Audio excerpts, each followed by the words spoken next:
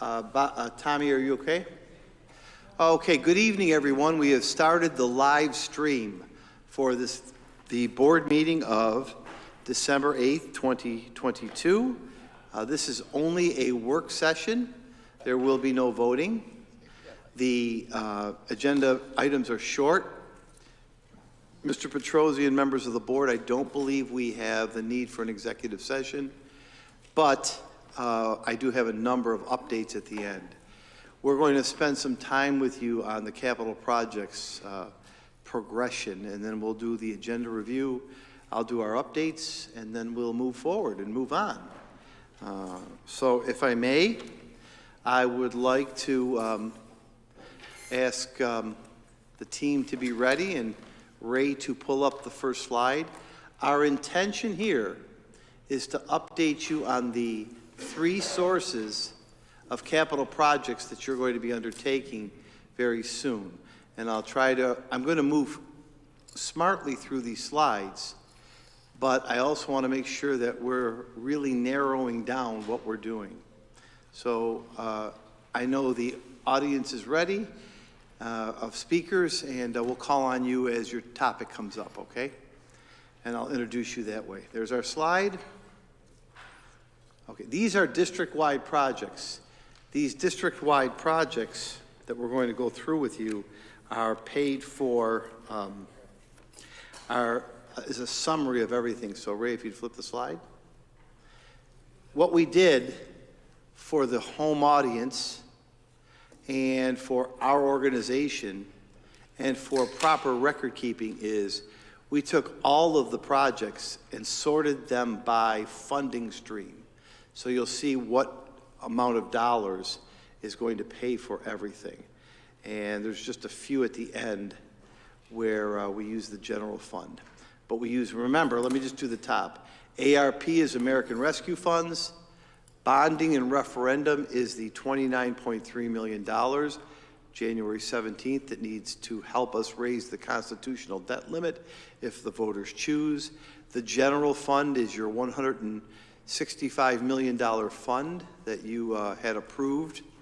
And stewardship is the $55 million that we're finishing up on. Next.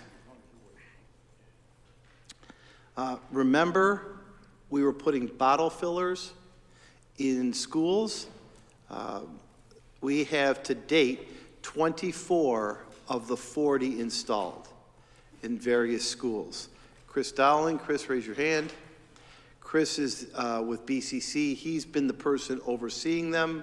These are what the bottle fillers look like. We have about 16 of them left to install.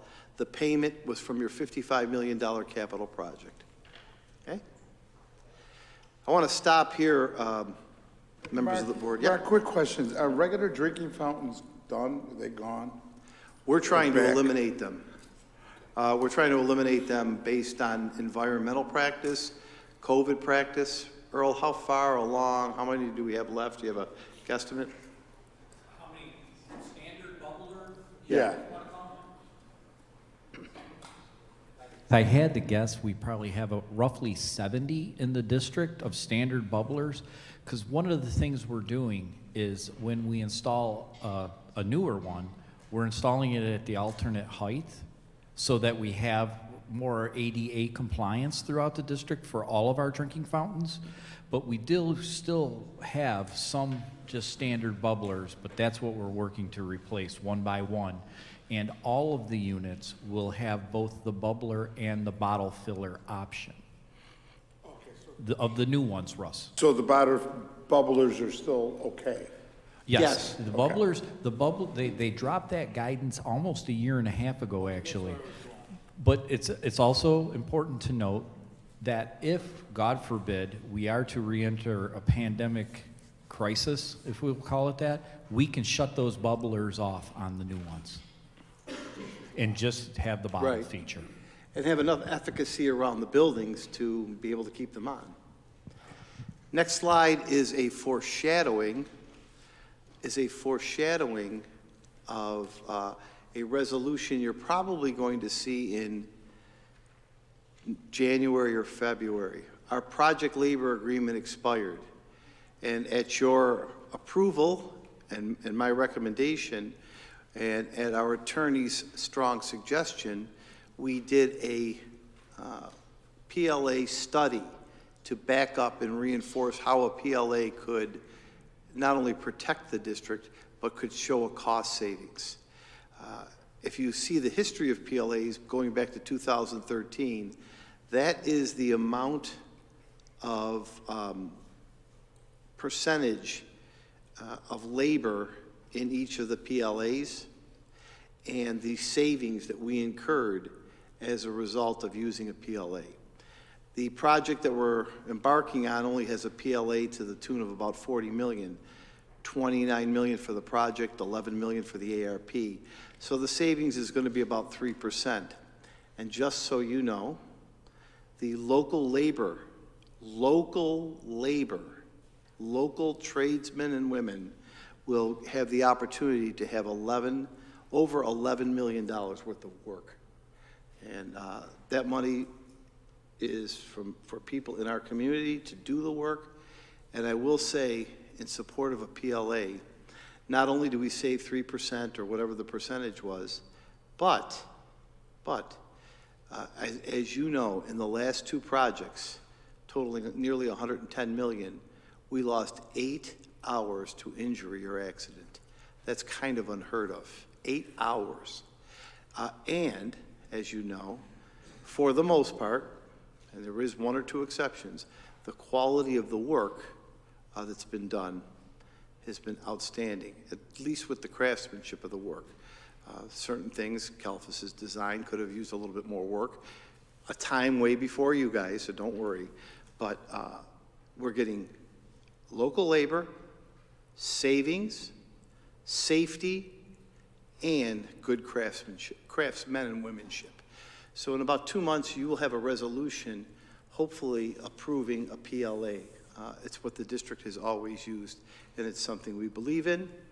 And we think our PLA is very, very fair to the unions. So that's just a foreshadowing slide. I wanted to put this in here because this ties into something that we're doing. And I also wanted to give a shout out to CPL. You know, we have between 20 and 30 students in our in-school building trades program, and they're learning carpentry, electrical, plumbing, HVAC, et cetera, et cetera. You know the program. We're designing different things, and I'll give you 3 examples. Outside of the cafeteria at Niagara Falls High School, Mrs. Villardo has asked for some seating, planters, so that she can allow students who earn the opportunity to go outside the lunchroom in good weather, sit down and eat. Not the loop that Mr. Bilson was used to in 1991 at LaSalle, but a supervised time outside to have a lunch outside. In order to do that, you need tables, chairs, a nice ambiance. And I want to just thank CPL for doing all the designs with the kids on how to build the picnic table, the designing of that area. So that's why that slide's in there.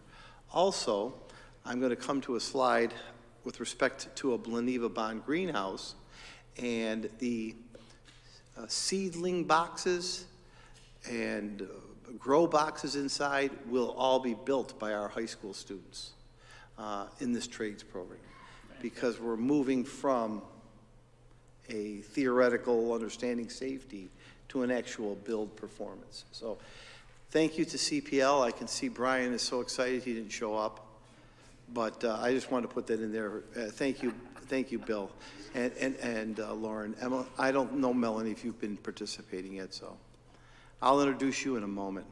Thanks, Ray. These projects are ARP projects. Please understand. There is the new playground at Hyde Park. Mrs. Bianco, the principal, and the school picked out the colors and the equipment. There will be bollards and new fencing put in at your request. We would like to break ground on the Hyde Park playground May 1st, 2023. The school designed it. It's our last school to get a playground. We're hoping to break ground May 1st, 2023. And you can see renderings up here, and there's a good rendering of it. Okay, Ray? So there's the stats on that. Next. Yeah, of course we can. Back more? Actually, one more.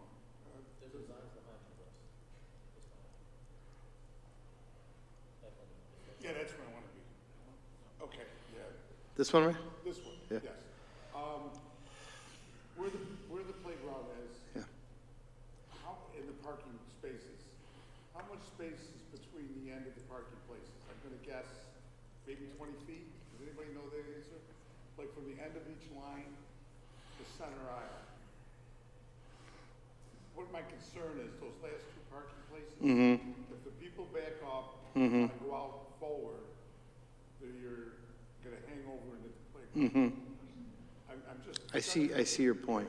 If the lines are 18 or 20 feet, if it's drawn to scale, then I would think that middle aisle is 20 feet. And you want to have a, 19 and a half, I think, but go ahead. I'm kidding, I don't I'm know. not shaking their head. There's bollards.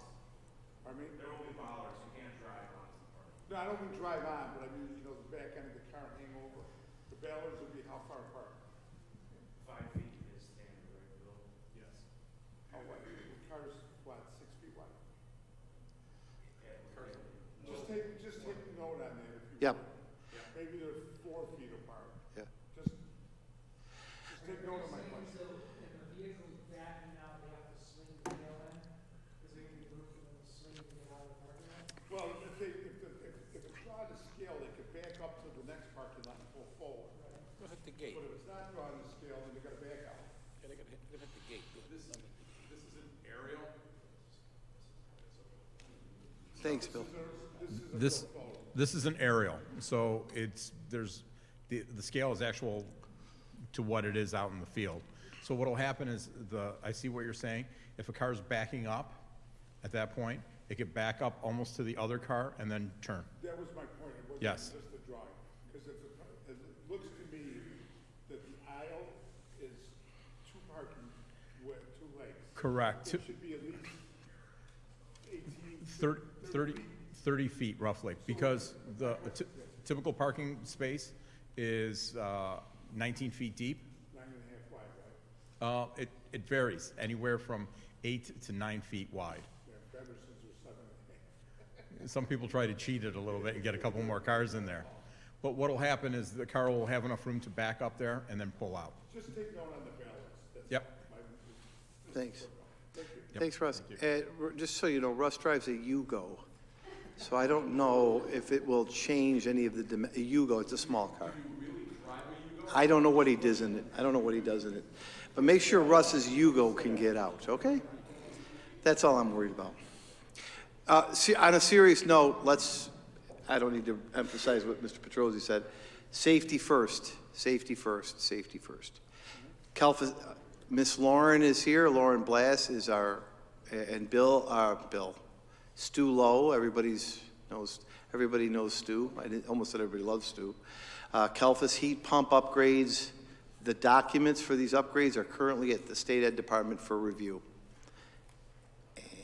And this is the Bleneva bond. What's that, Old Ironsides? That's Old Ironsides. Just so you know, board members. No, what's it, 2005, Earl? Substantial completion date August 17, 2007. Yeah. Didn't last long.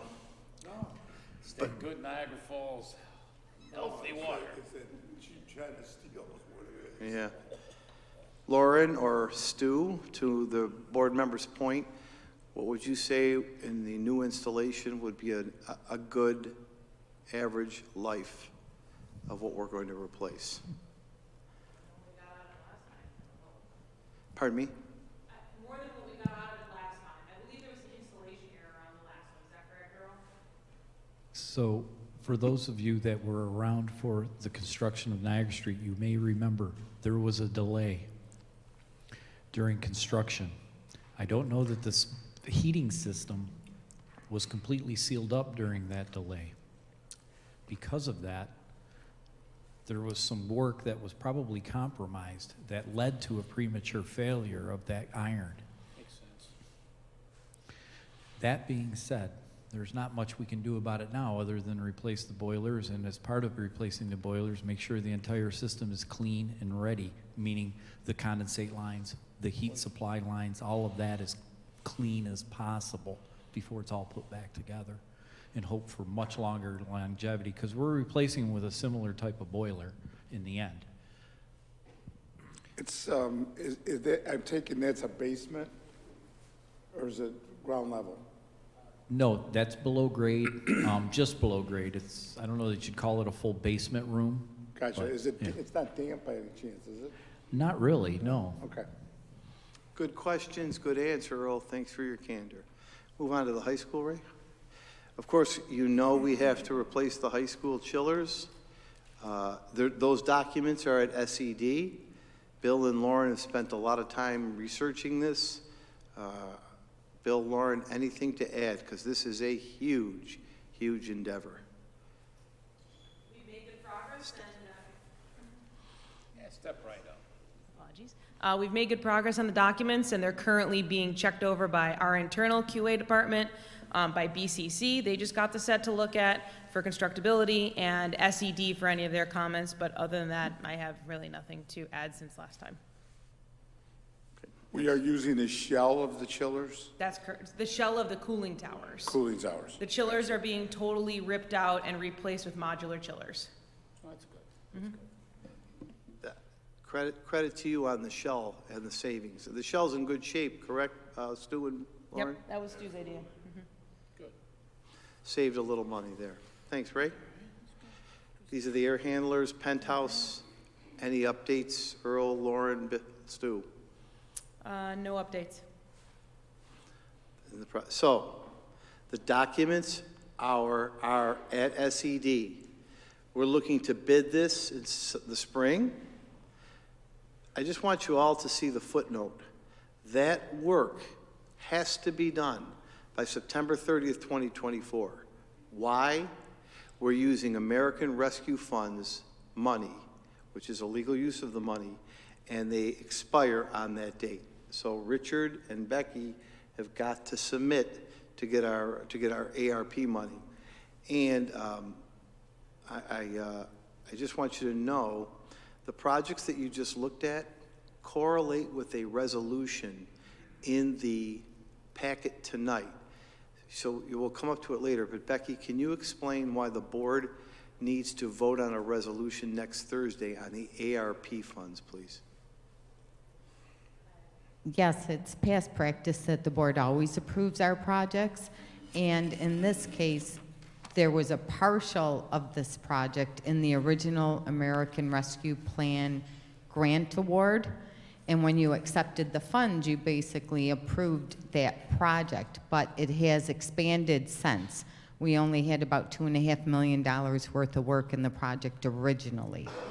Now, this new project has been submitted to ARP and approved, but you don't approve amendments. So in that case, we are putting forth a separate resolution for your approval. It's to demonstrate to the funding sources that you're aware that at the public hearing, we presented one thing, and now we're expanding use of those funds for a legal reason to help improve the heating, cooling, and air quality of 3 of our buildings. Mark, I have a couple concerns, maybe everyone out there can address them. Public bid in the spring, construction in the, late summer, I guess early fall, and we got to 24 for the project completion. 2 things, availability, do these items have to be built? Number 1, my concern, and number 2, I think there's somebody building a big project in Hamburg. Orchard Park. Orchard Park. I'm concerned about that.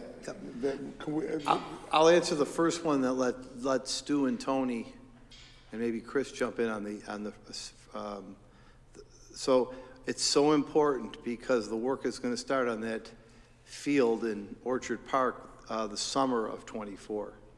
So 24. It starts the summer of 24. A former guy we know named John Polka, I think, he left, Tony stayed, we're happy. But he's leading that charge to start the summer of 24. But I think Russ, raises an issue that we've talked about, supply chain, availability of manpower, all of that stuff. Tony, Stu, you want to talk about that? Loud. So part of that discussion we had with Tim Sealer when we discussed the PLA cost benefit analysis, the good thing about this project is the mechanicals going to be going first, and the state will be breaking ground on our mechanical portion of our project is going. So they'll be working on Makes sense. site work and concrete, we'll be installing mechanicals. So we're going to take these mechanicals rates. So from a labor standpoint, we should be in good shape. We have lots of concerns about lead times for this. Yeah. Project. That's certainly a concern. We're in constant contact with our vendors and suppliers that are basis of design right now.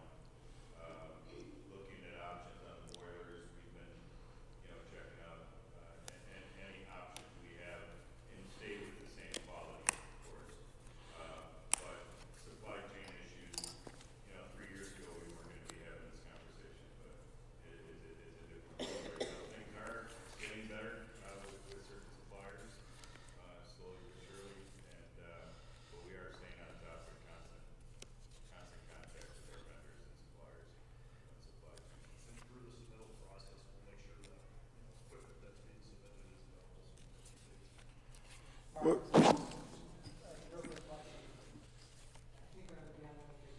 fires and technologies. So I think what I'm hearing is you're also working on the bill saving? Is that what I'm hearing? No. We're worried, I'm worried. In general about Yeah. resources for Yeah. any major project. Yes, sir. that you could be trying to pull materials The union labor. I got it. Yes. I'm worried about, first of all, I'm worried about the union labor. They're going to need a ton of workers. That's why we're doing all this work with our kids. I think they quoted 11,000 workers. They're gonna need a possibly. lot of Could be- workers. Could be off a little. And I think in the pantheon, Earl left, I think in the pantheon of what goes on, the Bill Stadium might get more attention than our cooling tower. I'm not sure. That's it. That's it, Lauren, you're my girl. So, Rob, labor's a concern, and as Stu and Tony were outlining, the biggest concern we have about doing all of this work is lead time for materials. And the key part of lead time, I want this all done tomorrow, but these ARP ones is critical because Becky can't ask for any money after September of '24. So, that's a real concern. No, that was, I know it looks like it's 24, but some of these items can only be done during the summers. Right. My concern is is there a possibility for an extension? So my legislative push has been to extend ARP funds to '26. There is some conversation going on the federal level of '26, and it's not just for construction projects, but Mr. Corella has probably he doesn't personally, but he's got probably close to $10 million worth of other projects that we're working on with curriculum and staffing in there. And as you know, with the return from COVID, it's not going to go away in '24, and we're looking already at a fiscal cliff possibility. So I've been pushing legislatively on the federal level for them to expand the use of, for the reason you outlined, Russ, supply chain, labor, and also it will help us stretch out that money for COVID relief academically. It hasn't been able to be advanced to pass yet, but there is talk about extending it to 2026. Whether there's a particular ability to extend because of a project, it's something that we should research. I don't have the answer. Yes, Stu? Just to expand on Russ's concern about having to do it this summer, majority of this work at the high school can be done, it's back of house work can be done, it's air conditioning, so it's not gonna be used during the winter. Yeah. So we're talking about a fall to spring, work time, back of house can be done. Not like a boiler where it's kind of done, so appreciate that, thank you. Thanks, Stu. Good point. If you go to the next slide, Ray. So we're estimating about $8.7 million worth of our ARP money. We have the money, we've budgeted. Those are the 5 issues. They all qualify under ARP funds to be spent. And I just will contradict myself by saying Rick has a lot of programs in there. You, as a board, have talked about making sure we don't have reoccurring funds being used because they've got to go somewhere once the money runs out. These are one-time shots, so to speak. Thanks, Rick. Now we're going to move out to the to ABOFA. Richard Schwartzberger, Earl's boss, coined a breath of fresh air on this project. We let him do that. Members of the board and the community, something that really was instigated grassroots and from the Niagara Street Business Association, from the school, Belliniva Bond School, and something that is a growing, no pun intended, a growing industry, is to start to have students work in greenhouses. And in this proposal, now these are capital projects now. Everything we talk about now is part of the 29.3. We would like to add, I believe, a 30 by 50, 12-month a year, student-centered, student-operated, student interior built greenhouse next to Belliniva Bond School. Bill and Chris have been doing a lot of research on the greenhouse, the power loads, the whatever else you guys talk about, and I start to doze off.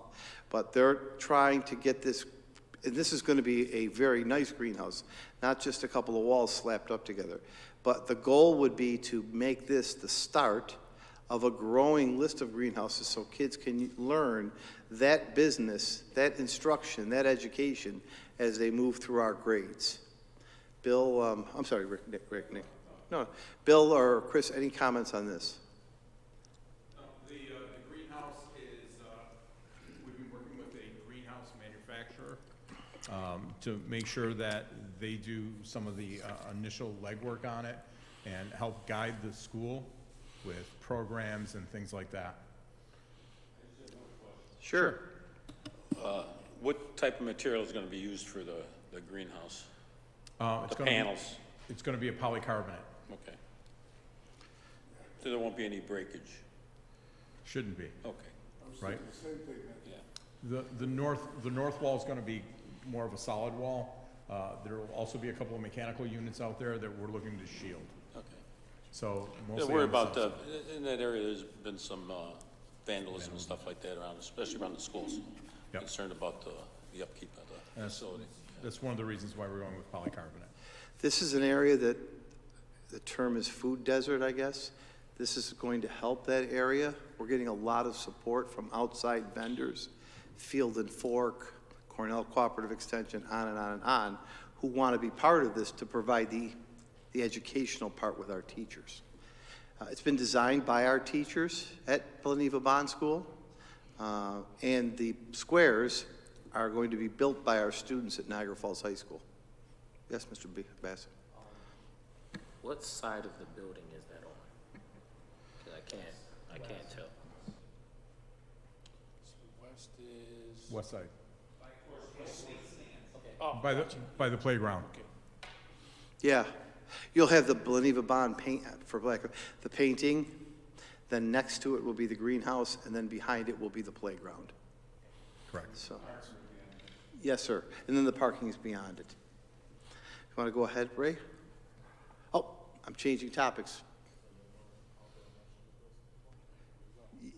There will still be room for Marcia McWilson to perform, Earl, her outdoor concerts. Yes, sir. Aesthetically, it's green, not much you can do, obviously. But, I mean, from a neighborhood perspective, Yep. where you're telling us that it's going to be at, as you're driving down Niagara Street, you see the school, like the school, the school, you see this big greenhouse down in the park, once the park is done. Are we doing anything from an aesthetic standpoint, maybe as blending, do you have to worry about the community question on Yeah. that statement? So I'll answer the first part about the community. That's where I come in. And then I'm going to ask Bill to answer the second part, and Earl maybe. At every meeting we've had, Mr. Bilson, the Niagara Street and Professional Business Association has been at the table with us. and I know you know some of the members, or the board knows some of the members. The late Ron Anderlew would have been there, but now his predecessors are at the table with us to make sure that we're not infringing on the neighborhood or the look. That's the first part I could answer. They're with us on this. Bill, on the second part. On the second part, along Niagara Street, that side, because the building is going to be what they call a sealed greenhouse, okay? Most greenhouses aren't sealed. The sides of them open, the top's open, you have giant fans, and that's how those spaces get conditioned. That's how you get some cooler outside air, allegedly, right, when it's summer and it's 85 and such. In this particular case, this greenhouse is completely sealed, which means that it needs some type of air conditioning and mechanical system in it.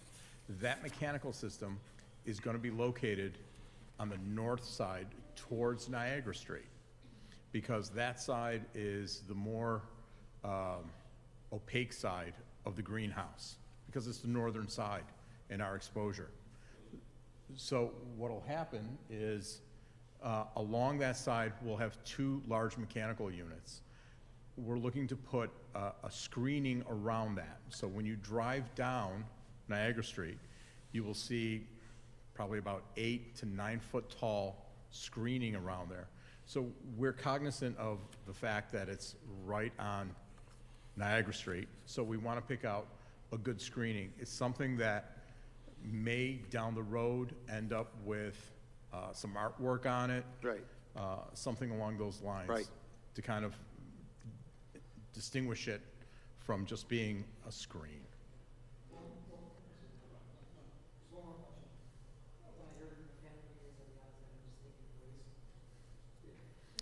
Noise, it's a good question. Noise. Yep. Or the neighborhood at night.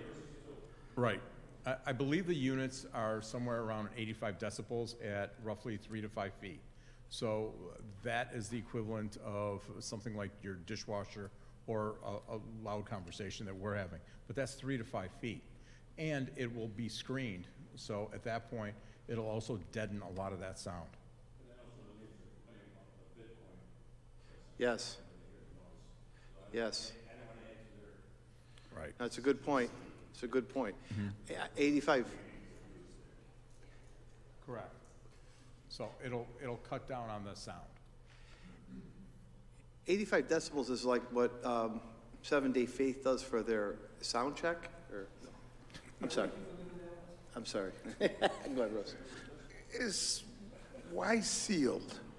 Why sealed versus letting the air and saving on air conditioning? I'm not by any means telling you your job, I'm asking. No, that's an excellent, it's actually an excellent question. The school itself is air conditioned, and the only way to really do this is to air condition the greenhouse also. Because the students are going to be in there, they need their comfort. Those greenhouses can get very, very warm, and little kids don't regulate their bodies as well as adults do. Good answer, Bill. You're doing a lot better lately. I am. So, no. Thank you. No, I mean, when you work for the other company, I thought you were Menza Menza. You're really on this job. No, I'm serious. It's a compliment. You're really on this job. You know what? I was on the last one, too. It's not my recollection, but you're really on our job lately. I'm really enjoying working with you this time. Well, I appreciate that. That's all right. Mark, real quick, I have one more question. Yeah, sure. I think this is a super interesting project. My question is, because I find it very interesting, what other schools in the area are doing something like this? Because you intrigued me when you said that we were going to bring this on. I'm just curious to know a little bit more about it. Interesting. Good question. Mark just alluded to my past. I did, in a previous life, I did a greenhouse for Grand Island schools. Theirs is all glass, but theirs is completely inward in the courtyard. At the time, I did it with Joe Giarizzo. Right. Right. Joe who? Never mind. Never mind. We got Becky now. Julie, never mind. But that one was completely inboard. That one was only 499 square feet. There was a code requirement that we had to adhere to, and that one was not a sealed greenhouse. But that was for high school students. So high school students are able to go out there, they're able to regulate their bodies more, they're able to understand that, hey, I'm getting a little warm, I'll just step outside. Rob, the vision really is to keep bringing this up levels. I don't know if you've ever gone by the side of Gaskill. The teacher at Gaskill, they've got a beautiful thing going. I mean, yeah, it's beautiful. She's just phenomenal. I think it's Miss Altman, I think is her name. But, you know, I want to build a K-12 program around this and tie in careers, tie in agriculture, food sources, other things, and just get ahead of the curve on this too. That was my question, why starting with the youngest? Yes. Makes sense. Thank you. To build this up, and then in 3 years, it'll force us to get to maybe Abbott. I'm just guessing Abbott. I'm just trying to keep within the sister school thought. This is an up and coming. Yes. In your expertise, this is an up and coming. Absolutely. This is the way it's going. Thank you for your questions. They're very good. So, Can I give a question for you? Sure. Are you familiar with the greenhouse they just built at Bosse's? I am not. Okay. yeah, this is going to be one like no other. It's going to be really good. And we really wanted the teachers to get involved in this. Okay, here we go. Now, we do have one visual at the end. Melanie, come on up. This is Melanie Anderson. Melanie is the newest member of our team from Clark Patterson Lee. She is now the feistiest member of our team. And she gives it right back to me, which I enjoy. Melanie is the landscape architect from CPL, and she has been working with Earl and myself and Bill on the Walk of Fame. And I'm just calling it that. That just doesn't mean that's what you're going to call it. You know what we're talking about. I thought it was Monument Park. Monument Park. They signed Judge, I feel better. We call it Monument Park. Sorry, Nick. This is that area by the field house and between the field house and the stadium out there at Hyde Park. This, remember, is to honor our Hall of Famers, our distinguished alumni and contributors, and our armed service veterans. That's our thought. We've narrowed it down to two, we've narrowed it down to two designs because we've got to start planning and designing this and getting this to state ed. I really appreciated what I thought I heard you say at the last meeting, that this is a little bit more elaborate and more involved. I heard someone make that comment. It's a beautiful facility out there. We get rave reviews all the time. I want this to look beautiful too. Melanie has worked with us. We've narrowed it down to two designs. And then what we've also done for you, and we'll show this in a moment, is we've done a mock-up of one of the potential plaques, how it would look like, the wording on a potential, what would the wording look like on these monuments. So I'm going to just go quickly. A is more of the circular. Flip through. Let's see, there's a good picture of it. It's more of the circular kind of a look, and I will let Melanie answer questions. Go ahead. More of the circular lit. B is more of the, what would you call that? A linear option. Linear look. Linear, as you're walking into it, you see the field house. So hold it there, Ray.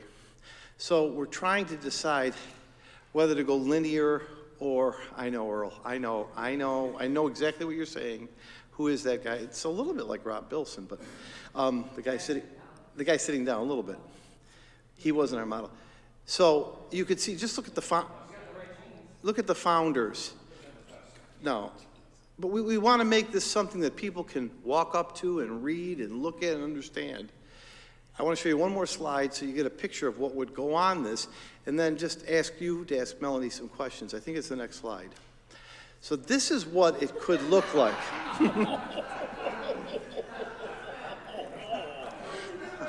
I don't know. So what I wanted to do,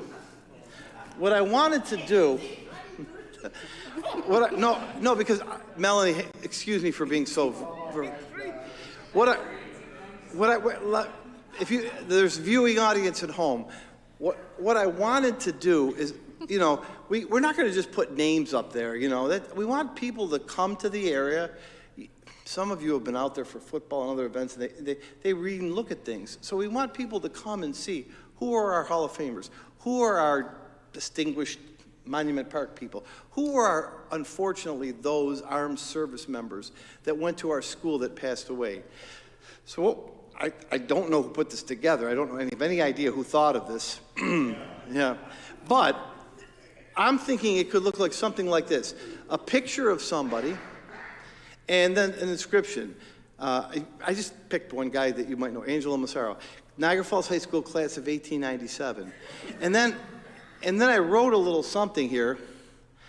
This can use some cleanup. It says Angelo Massaro was a 4-time all-state student athlete. He starred from 1893 to 1897 on the debate team.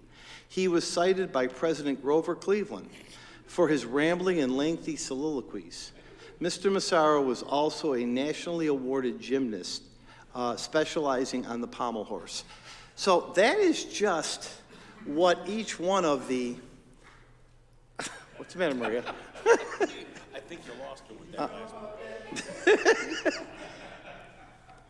I guess this is, because like, what are we going to put up there, you know? So, because these guys have to design this. So we just took, this gentleman probably will never make any Hall of Fame, but I thought I would show you what it could be. Yeah. Mark, we actually did a separate design where this gets its own memorial. Nice. No, I'm kidding. You want to go back through a little bit, Melanie? Go back. I'm sorry. I don't know how that got in there. Mm-hmm. I have no idea. Oh, hi, Angela. I didn't know you were here. You're so quiet. Melanie, you want to talk through these a little bit for the board? Does anyone have any questions first? Yeah, actually I do. And I'm just going to point back so maybe some can relate. In Niagara Street School, in Beneva Bond School, when we built it, there was an outdoor, quote-unquote, amphitheater type thing. And we were visualizing this grand, outdoor theater. And when we got there, it was like a picnic table in a stairway. I'm not being, can we get some idea how big this is? Sure. Could you go to the next slide, please? What you can see here is, I'll just use the gentleman who's standing right next to the wall there. I would say roughly 6 feet is how tall that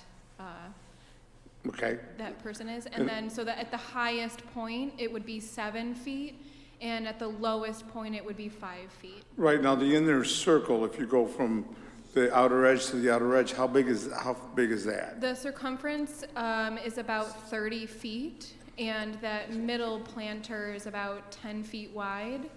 And the diameter's, what's the diameter? Diameter, 30 feet. So from edge of wall to edge of wall is 30 feet on the inside, and then the planter is about 10 to 15 feet. So you have roughly 10 feet on either side for someone to either be sitting on the planter, walking by, or standing at the wall. Okay, so can I assume you could park 3 cars side by side there? No, I really, this is important because I want to make sure we all understand how big this is or how small this is. Right. Sure. Whichever way you look at it. Now, not when concrete's being poured. No, exactly, because 30 feet is, cars, 6 feet wide? So 30 feet would be from the edge of this desk to the front of that desk, maybe less. Okay. So that's pretty big. So, and then in the middle of it, you have a 12-foot planter that's round with vegetation in the middle, just to give some pedestrian feel, some hierarchy, to break up that space. So to answer your question, you could fit 3 vehicles in there if you really wanted to. How many names would go on there?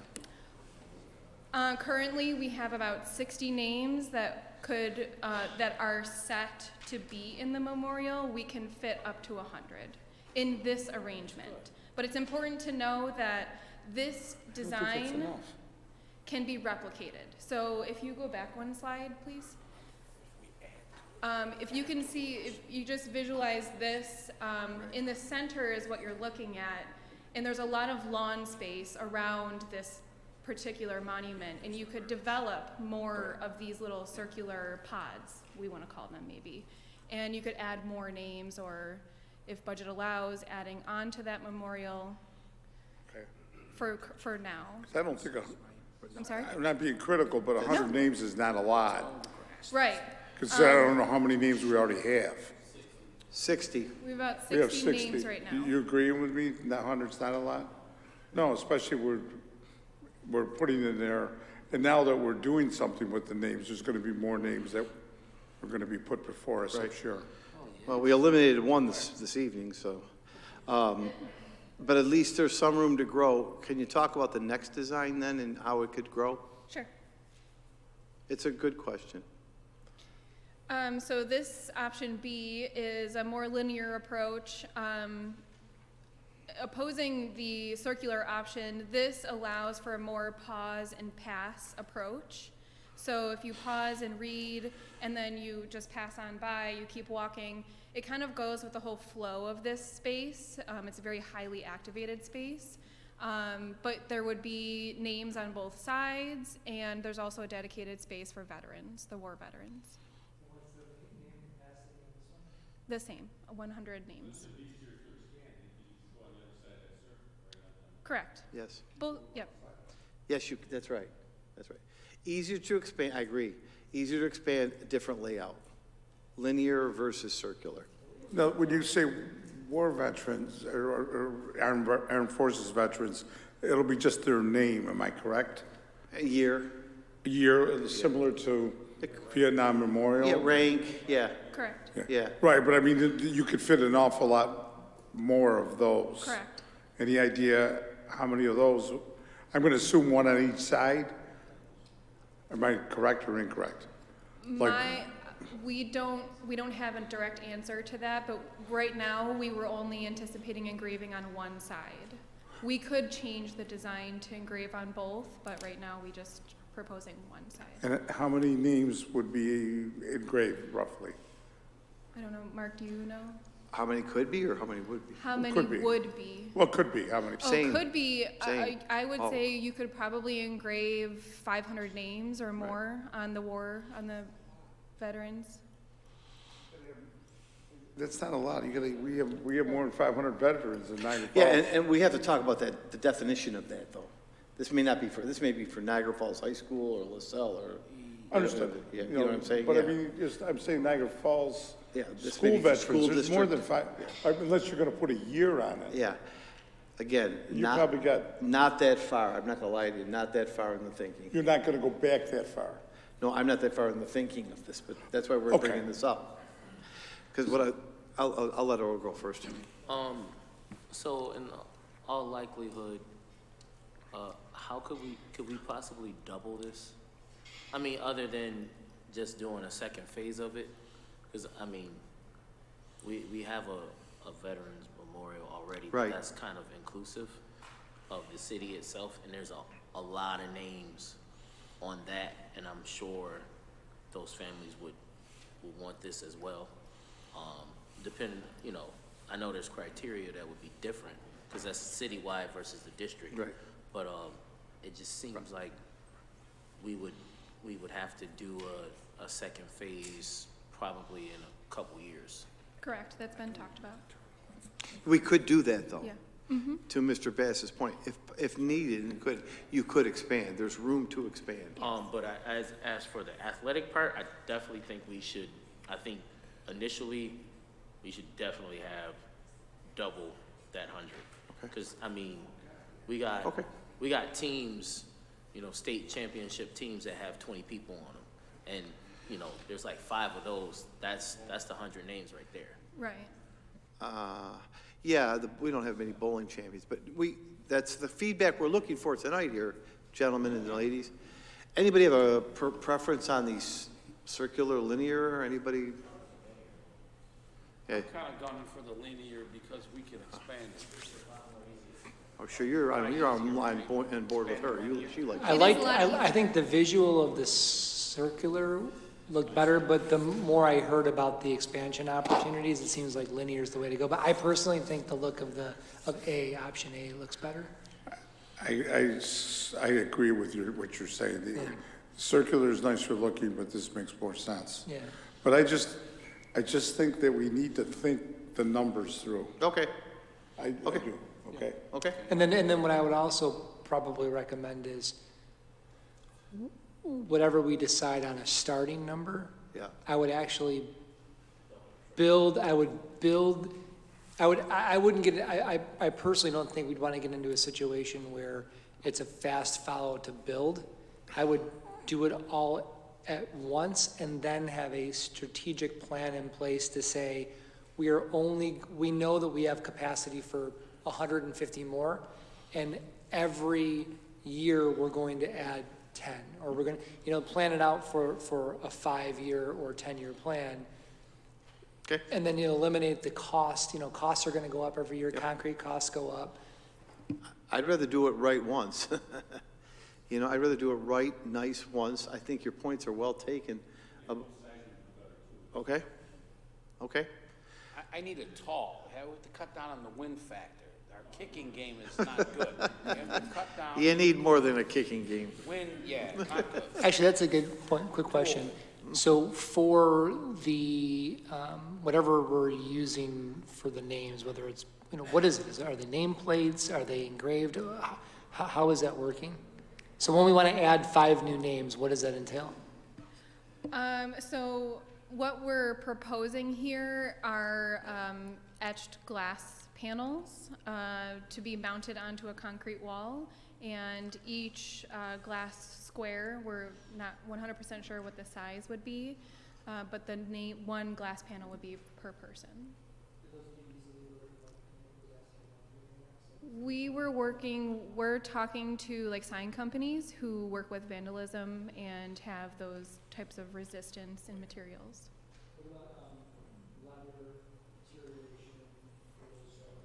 Mm-hmm. That's a natural thing that happens. I mean, the inclement weather and weather conditions are something that's out of our hands. But there's typically like a warranty on materials like this if something ever to happen, so should be covered.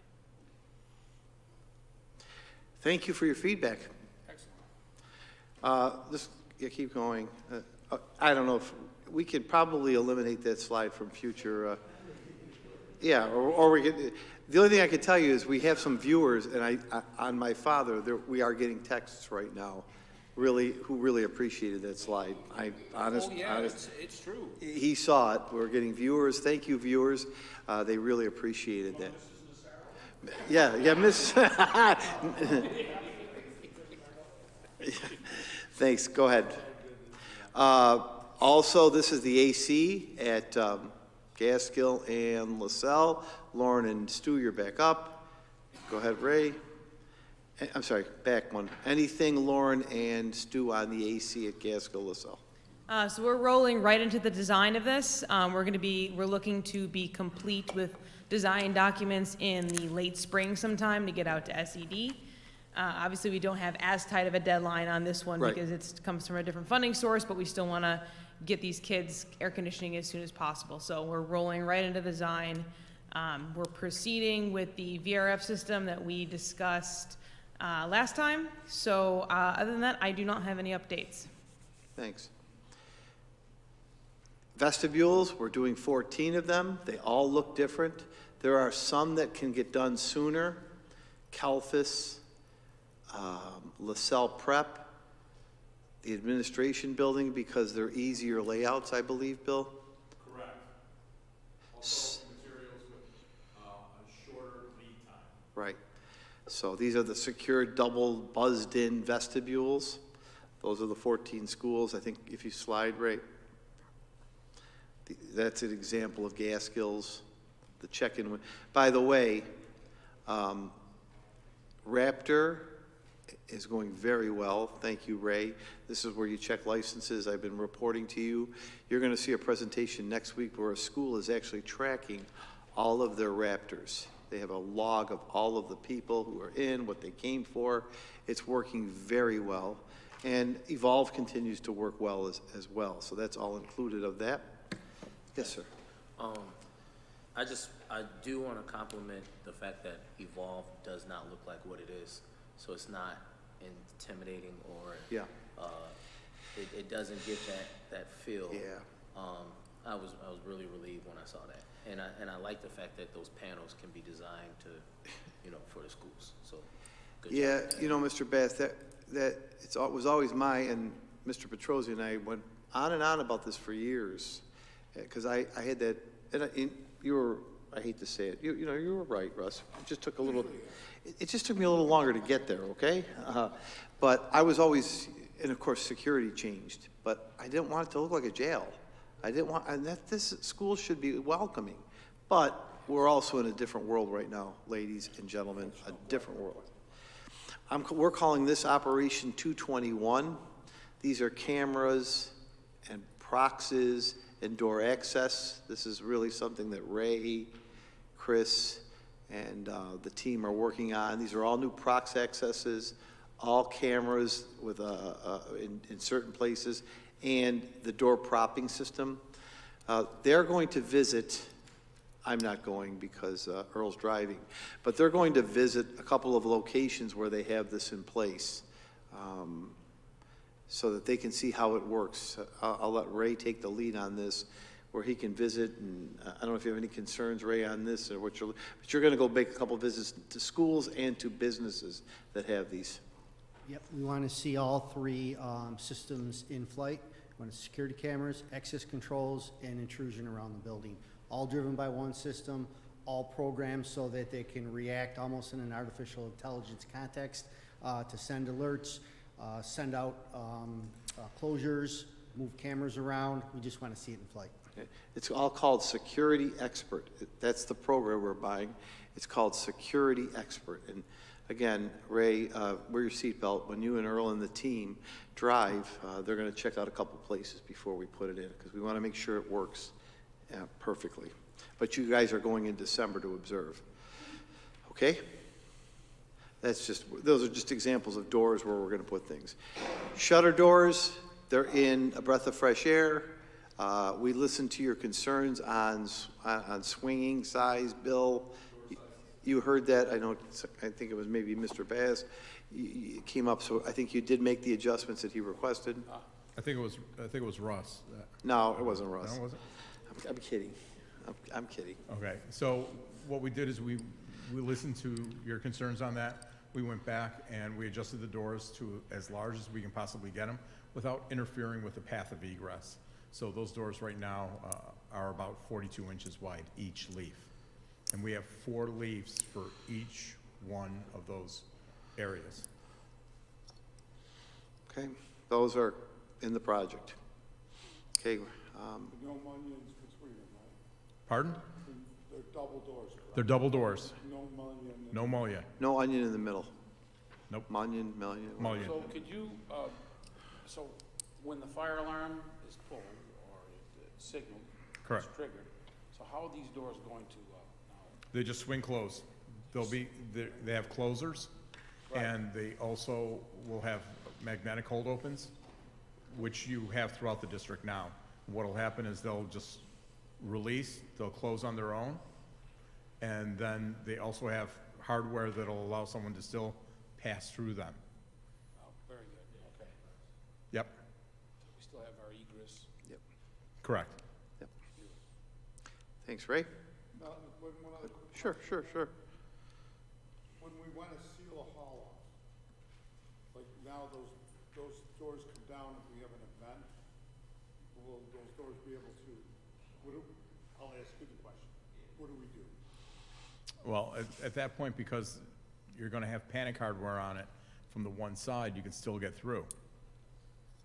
Right? So that is gonna require either some kind of physical barrier, like a cone, or some kind of not bollard, but some kind of Yeah, I know table where you're maybe going, in Russ. front, or something along those lines. We lose that security. Yeah, I know where you're going. Yeah. But wouldn't the push bar be on the tower side so that it would swing towards the? It's actually on both sides. Oh, So as you approach the door, on the right-hand side, it opens this way. On the other side, it opens the opposite side, because you still want to have path of egress going in both directions. This is the cost breakdown. This is your referendum number, $29,342,000. Okay, Ray? This is, you passed your resolution. There's the vote. Once you approve the vote, we're going to send it to SED. And as soon as we get approval, we're going to start moving on this. One other quick question. The glass in those vestibules, what is it? The glass in the vestibules will be filmed glass. So, do we want to talk about it in public? I don't know. I don't know what you're going to talk about. Well, I'm open to talking about anything. That's fine. The only reason I bring it up is the security issue, right? And that's why I bring it up. The glass will have a security film over it.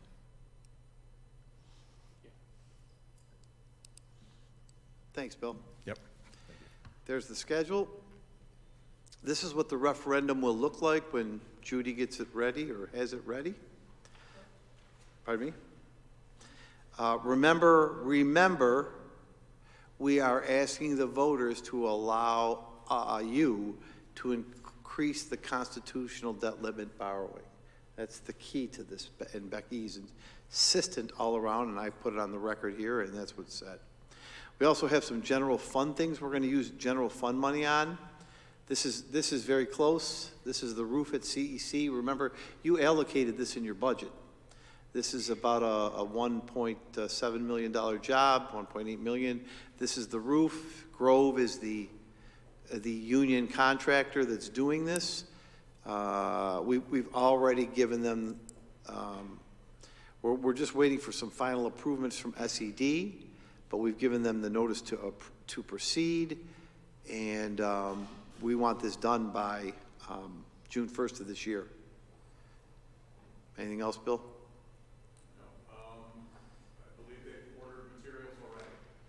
Yep.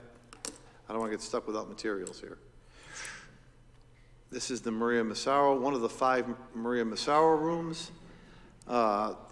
We have to, she is the ultimate determinant on what paper records that we have to keep. And we have to give the Human Resources Administrator something in the project. So we're giving her a fire suppression system. And we talked about the gas or whatever it is that protects her records. You know, and maybe some records that go back to the 1890s of pommel horse riders. So we are putting a fire suppression system in at the CEC. This is something that I'm going to bring back to you very soon. If you go to the high school, that is getting pretty tired looking. The gym, the hallways, most schools now in Western New York have gone to some branding where they really liven up the hallways. That main arena is really kind of tired. And I'd like to spruce that up. There's companies that do some rebranding and branding to spruce it up. And we're going to talk more to you about that and how we can afford it and pay for it and even bring back designs to do that. But it's something we're going to ask CPL to help us with in terms of designing, along with a couple of consultants. So I throw that out there without much detail. Okay, Ray? And that's where we are, ladies and gentlemen. The key is getting voters on the 17th to support this or not, and we'll move from there. But we feel that with greenhouses, safety and security, air conditioning, we have the right mix of projects to keep moving and making our district and our facilities much better. There is a public hearing at your January 5th meeting. We'll just quickly go through this and allow Judy will put the proper notices in the paper, and we'll allow anybody who wants to comment on this time to comment at that meeting. That's all we have, folks. Great job. Bill, once again, you did a C+ job, and I appreciate it. Lauren, it's good to see you. Melanie, thank you for being under control. Chris, congratulations, proud graduate of Niagara Falls High School. Tony, always good to have you back. And Stu, pick a new baseball team. The Baltimore Orioles are going nowhere. Thank you very much, guys. Thank you very much. Very informative. Nice to see you folks. Please be careful on the way home. Ray, if you would go, so let me stop there. Work for Allstate or what's? Yeah. What do you want, a red shirt, Tony? Yeah, wore one the other night. Yeah, get Tony a red shirt. He's working for Allstate. To be safe. All right. This is, I'm teasing you. I know his sister's watching. Lisa, I'm teasing him. I love him. I'm teasing him. This is next Thursday. I want to bring a school before you next Thursday. I would like you to hear from the Cataract Elementary School. What does SCIP mean? SCIP means School Improvement Plan. There are a couple of reasons why I want you to see this.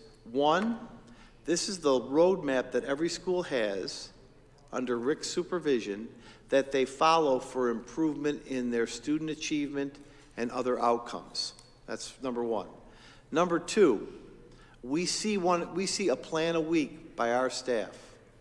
I want you to see the level of depth that each school does around attendance, academics, diversity, equity, inclusion, social emotional learning, use of Evolve and Raptor, counseling, referrals to Ron Cunningham, etc., etc. In 2 pages, you are going to see everything you ever wanted to know about Cataract Elementary School. So Mr. Wooten and Mrs. Baldessari are going to present a 2 or 3 slide presentation, and on those 2 or 3 slides, you're going to get a picture of where Cataract stands, what they're doing, and where they need to go and how to going about it, from safety and security to instructional practices in the classroom. They have, like all of our schools, they have just simply an outstanding plan. The second slide, or the third slide, is going to be how they take one teacher's classroom, let's say there's 22 students in there. We'll redact the names and we'll show you an individual education plan that they have for every one of the 508 students at Cataract. I want you to see the depth to which schools go to plan for each school. The final reason is these resolutions you approve are all tied to the initiatives you're going to see. So I'd like to draw that together. We have an agenda review, and we do have to have a public hearing about your resolution about remote board attendance. We scheduled it for that evening. Anybody who will want to speak on that can speak at that time. We'll have a quick or long discussion, depending on the number of speakers, and move forward. Okay? Then you have a regular meeting. That's next Thursday. We're back to back. Let's go to the agenda review. There is going to be one 5-minute presentation at the beginning. 2 weeks ago or so, our students and North Tonawanda went to the Underground Railroad. A film crew did a 5-minute documentary on that trip. And I want you to see the 5-minute documentary that was put together with North Tonawanda and Niagara Falls students touring the Underground Railroad and looking at how our students are working together. I want you to see that. After that, we move to the minutes. Budget transfer number 5, Becky. There are no bids, Becky, I'm correct? No. Treasurer's report, budget status report. This year's budget's in good shape. We're in really, really good shape, gentlemen and young lady, the budget. Maria, would you like to come forward and do the personnel reports? Oh, is it because you're getting a fire suppression system?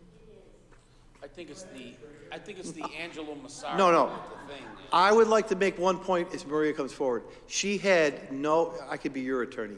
She had absolutely no involvement in that honorary slide at all. I would like to protect her. Now, if you want to talk about Earl Smeal, that's a different story. He's left. Obviously, the one who made the slide isn't in the room. Oh, interesting. Wonder who made the slide.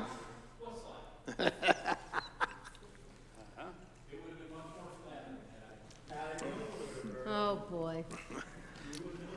Okay, so we do have personnel this month. It's not a large report, but it may get a little bit bigger Beginning with the certificated report, we have allowed one of our instructional coaches to revise her retirement date.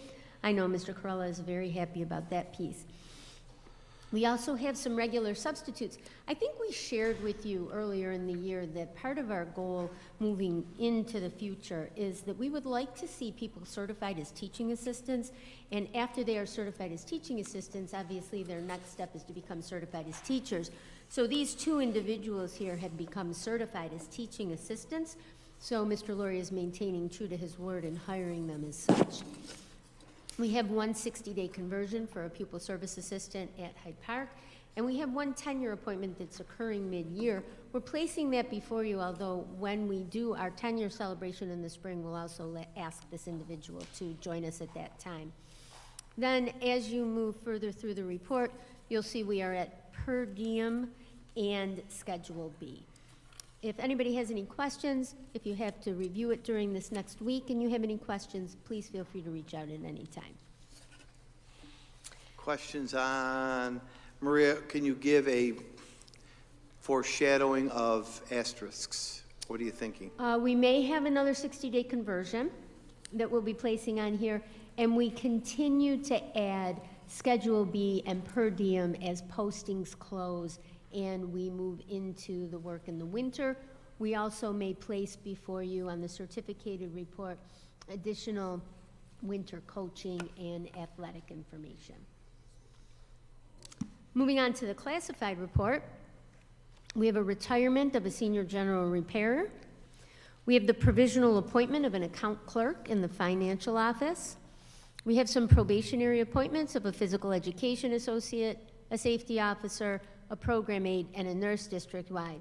An asterisk here for next week will be the addition of another safety officer. That safety officer will be working at 5 elementary schools and assisting with our Evolve system. Right, so we are adding a safety officer. We do have money. That person is going to float under the direction of Chief Del Porto to one of the 5 elementary schools. He's going to create a schedule for him, and he's going to provide additional safety at the elementary schools and work the Evolve system in the morning so that we have those Evolve systems in full use. We have a temporary appointment of a health associate. We have some involuntary transfers. Yes. I know Mr. Laurie spoke to you about those earlier in the I did speak, month. excuse me, Ms. Massaro, thank you for pointing it out. I don't like to do involuntary transfers in the middle of the year on page 3 of 5, but I had absolutely no choice. And in my best educational opinion, supported by Ms. Massaro, we had to do that. We had to do that. Next up, leaves of absence, and then moving on to page 4 of 5, we have change of status. We have folks going from probationary to permanent. So you know when these change of status happen, some of them are a little bit delayed. Part of the issue is that we have to have 3 evaluations. After those 3 evaluations, the employees are placed before Mr. Laurie after they've been reviewed by their supervisor, and then Mr. Laurie recommends them for their permanency to you. And then we have some additional hours listed here for some work at our elementary schools.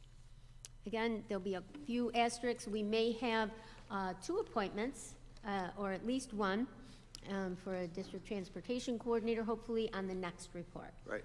So just so you know, sadly, Ms. Carr is retiring.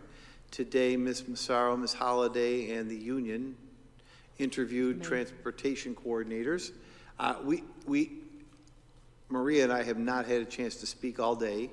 She was busy, I was lounging, but we will have a chance to talk, and hopefully we'll have that appointment on the next report. So, but I have to talk to her about it because I don't know what she found or what she's going to recommend to me or what Becky thinks either.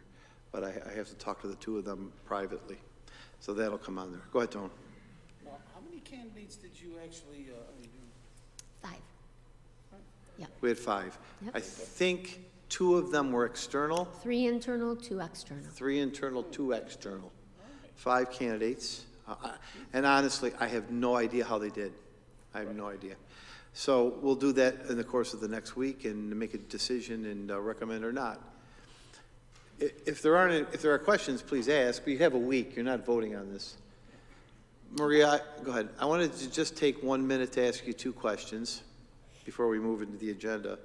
The first question is, in terms of staffing, how are we? Where are we short? What are your, please be forthright as you always are, concerns, worries on staffing, because you live this 24 hours a day. We still are in need of at least one, preferably 2 school psychologists. In addition, we are facing, happily facing, some leaves. These are maternity leaves from in our secondary special education department moving into the spring semester. We are looking for teachers there. That's the area I'm a little concerned about backfilling. Other than that, I think, knock on wood right now, barring any additional long-term absences that we may encounter, we're doing fairly well. Psychologist continues to be a bugaboo, and with the happy pregnancy of some secondary special ed teachers, that's where she's going to need to focus her work in terms of hiring.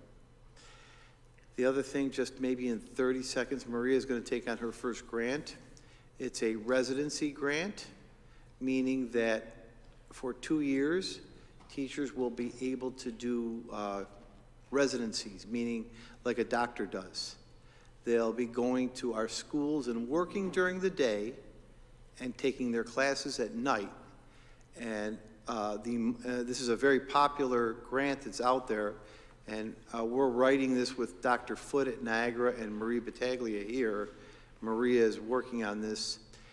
This is hopefully going to allow us to get about 25 new to teaching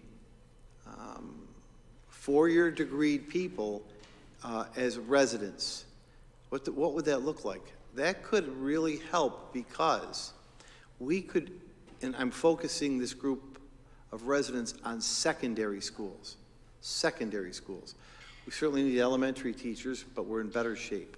Our thought is 25 or so secondary content teachers.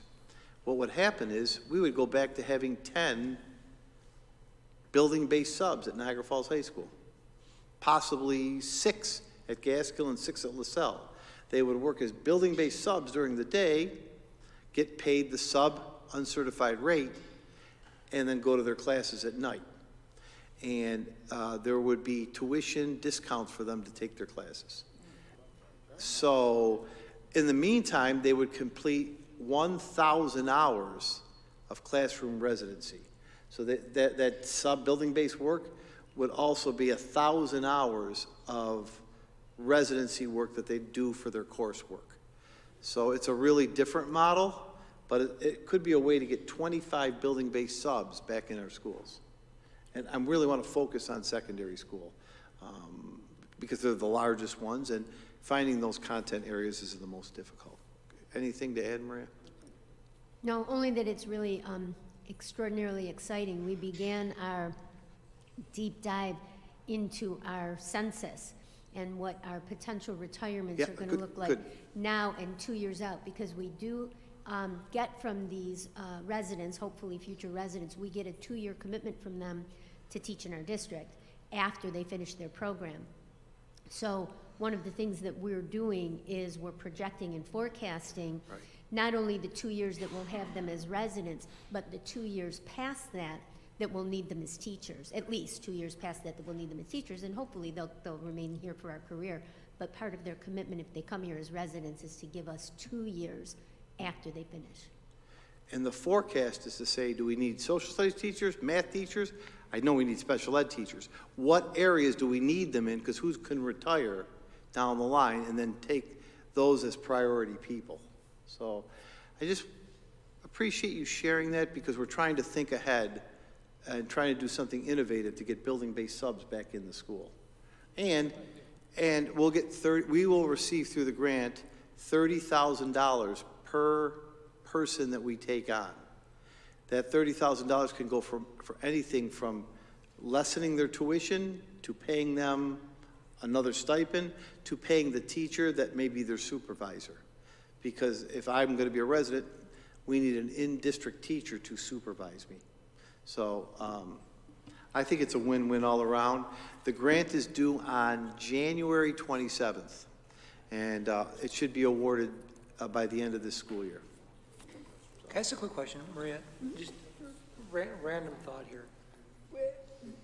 As we go through each school year and we have conversations about difficulties finding teachers or whatever it might be, or competition with other districts, when I look at the personnel reports each month, I feel like there's a lot of opportunity for teachers that want to put in extra work to make additional income.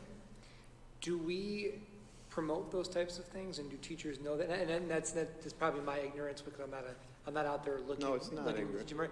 Because I think that's a great, that's like another sell, and do other districts do that? Is that an opportunity that we're, letting people know about? Sure, and I don't think that it's unique to our district that we do it. I think other districts do it as well, those opportunities for additional schedules and so on, because they're built into the contracts.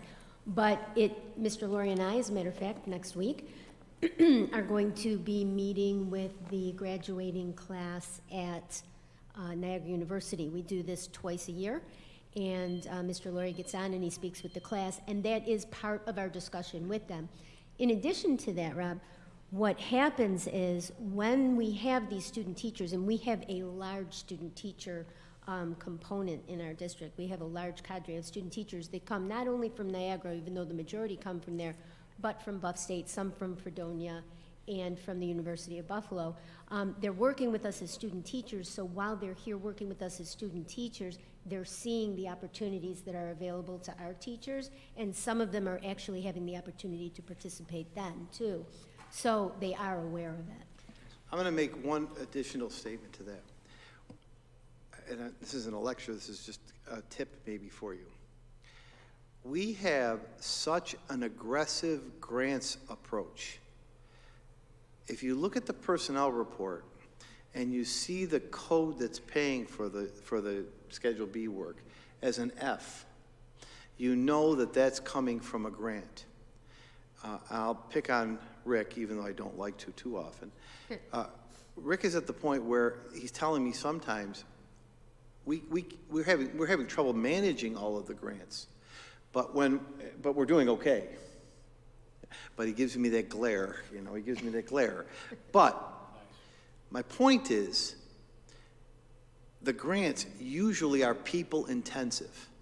They usually require, when you're writing a grant to help kids, who's going to help kids?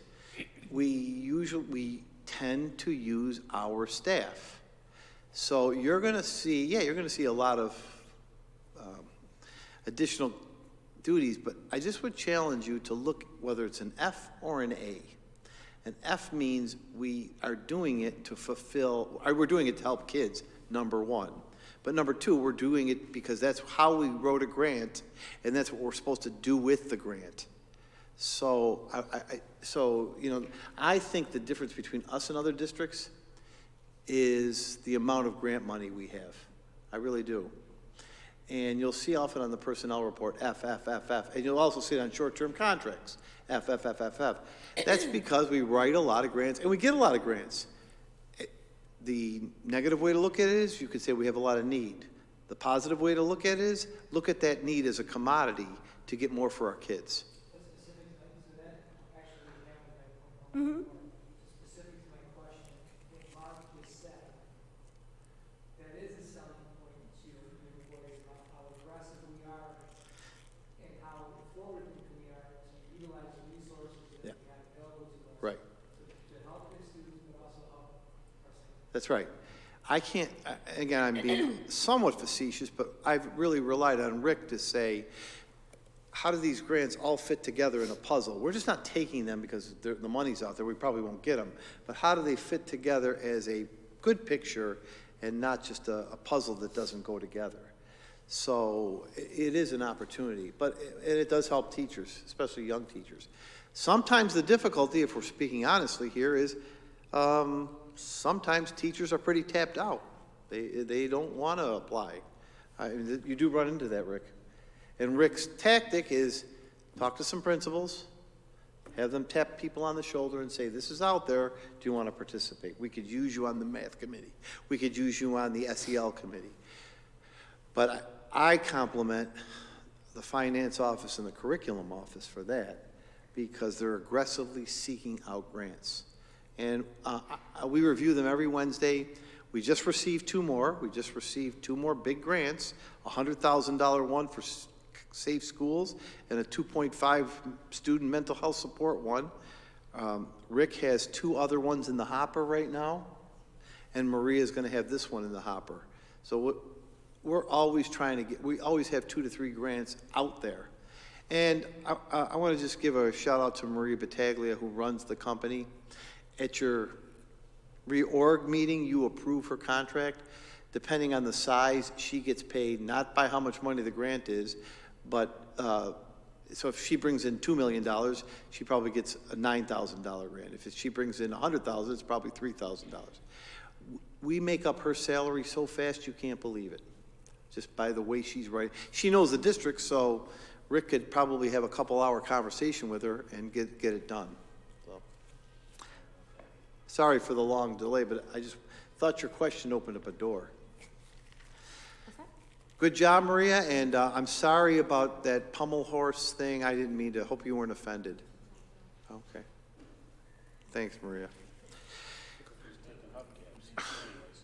Moving on, Judy, would this be the corrected one? No. The one on the screen was corrected, Mr. Lord. This one? Let's talk about some short-term contracts. Rachel Schneider is a behavior technician specializing in autism. Just to be very blunt, we have a lot of autistic children. One of the behaviors that we're seeing more and more with our autistic children is biting. A lot of young children are biting. And this is an outside technician who will come in and work with our teachers of autism to help with that. Zello is Mr. Ruffalo and Ms. Villardo were here. This is our college and career document. This $450 is training for our business teachers. Christina is a Head Start trainer. That $3,000, see, that comes out of Head Start. Teresa Cummings is a trainer. Pyramid Model is training for Head Start. Also, it's no cost. David Panessa is something that we missed. We had an elementary mile run. I think you were there, Mr. Bilson. We had a DJ and music after and things like that. He provided that, and we have not paid him. It was a $225 short-term contract that we never brought. So we're asking you to approve that post-haste that already occurred. Niagara University, this is our REACH program. REACH is courses for high school kids in college. Jeff Sergi is helping us with more design on our calendar and newsletters. And the last one is Project Lee. This was requested by... It's coming off? No, this is for Gaskill and LaSalle. I just sent you the contract. Okay. Let's hold on number 8. I got to get more clarification on that. Sorry. It's not right on the screen. You're right. We have to fix number 8. I'm just going to ask you to pull number 8 for now. I will explain it next week. Go ahead, Ray. I apologize for not being clear on number 8. Here we go. Now, Mr. Bilson, to your question. Look, these are the grants. We have a practice at this board to accept grants when we receive them. The 21st Century was a written grant. It's only for prep school teachers. It's $826,702. It'll get called an F code, and you'll see a middle school teacher doing something with that. My Brother's Keeper is a $125,000 grant. It's to engage black and brown students, mainly males, in different programming. Pathways and Technology, you all should know what that is. That's P-TECH. P-TECH, we received $276,948. Right now, it is shared with Niagara County Community College, and that's for our 106 students in the P-TECH program. McKinney-Vento is a grant that is for our homeless children. This is $125,000 with money to be directed to our homeless children. We were at an all-time record. Right now, we're at 193. We were over 250 at one point, Mr. Bilson. The highest number of homeless children we've ever had in this district. How is this grant helping with the homeless? Is it Yeah, giving them so hotels or- this, and I'll let Rick jump in Yeah, here I can, because. I can explain that. Yeah, Rick wrote this. We actually have received 2 McKinney-Vento grants within the last few months. One is an extension of ARP, and the way that we wrote that grant, it allows us to give families that are in temporary housing supplies and materials that, if they didn't have them, would pose a serious barrier to students attending school, such as appropriate clothing, school supplies, cleaning supplies. Often our families are in temporary housing that's not very clean and that they need to make livable. So that's the one grant. This grant that we're accepting here is more of an administrative grant that helps the district cover some of the costs related to administering the services that we deliver to those students. So some of it goes to salaries for clerical workers that take care of the paperwork and documenting with families their circumstance. There is transportation that's provided, and then also we have liaisons in each building that work with the families that report to that school to help connect them with services. So that's after the regular school day, over and above, and that's another F code, like we were speaking about with Mr. Bilson. That's another duty or stipend that those people earn as they're helping families after the regular school day. Next week, when you see Cataract's school improvement plan, you'll see the number of, you'll see a column there, it'll say McKinney-Vento. What that means is the number of homeless children at Cataract. I believe the number at Cataract is 15. They just presented to us. Are these families, sorry, this is another really interesting thing that got brought up. Are those families self-reporting? Are they going to be finding out through services outside of the district? Are there families that you don't know about that would really take money on? Well, we know about it in a number of ways. Sometimes it's self-reported. Sometimes the students and families are new to our district because they've become homeless in another place and have found temporary housing here. There's a broad definition of homeless, so it could be not that they don't have a place to live, but that they've lost their main domicile and are doubled up with relatives or friends, sometimes under circumstances that aren't ideal. So sometimes social services tips us off. There are a lot of different ways. But often our staff is really attuned to the needs of our kids, and so it's usually through staff and through family self-reporting that we find out. The social workers play a big role in this grant. Each school has a liaison. We have 2 full hotels, 2 full, I don't know if they're motels or hotels, on Niagara Falls Boulevard. Okay. There are 2 largest bus stops. Our 2 largest bus stops are on the Boulevard and LaSalle. They're McKinney-Vento hotels for kids. Also, if we find children living in cars, then we try to assist them through these funds too. We do have children in that situation. I'll come back to that in a few minutes when I talk about my friend Mr. McIntyre. I'm getting wound up, but Mr. McIntyre. Mr. Corella? Huh? I have a question for Mr. Corella. Sure. Mr. Corella, do these grants have any money in it to have people instruct those people on how to keep their house clean? You mean parenting help and so on? Not those particular grants. Each grant comes with a list of what's called allowables. So there are certain things that we can provide with the funds, and we select what we think we need. That's not under this particular grant, but we have family support workers under another grant who we would dispatch to work with families that are having issues with maintaining their household or parenting or any other needs that I think would fall into the category that you're mentioning. And that program currently is housed at the CEC. If you hear of someone in that situation, let us know.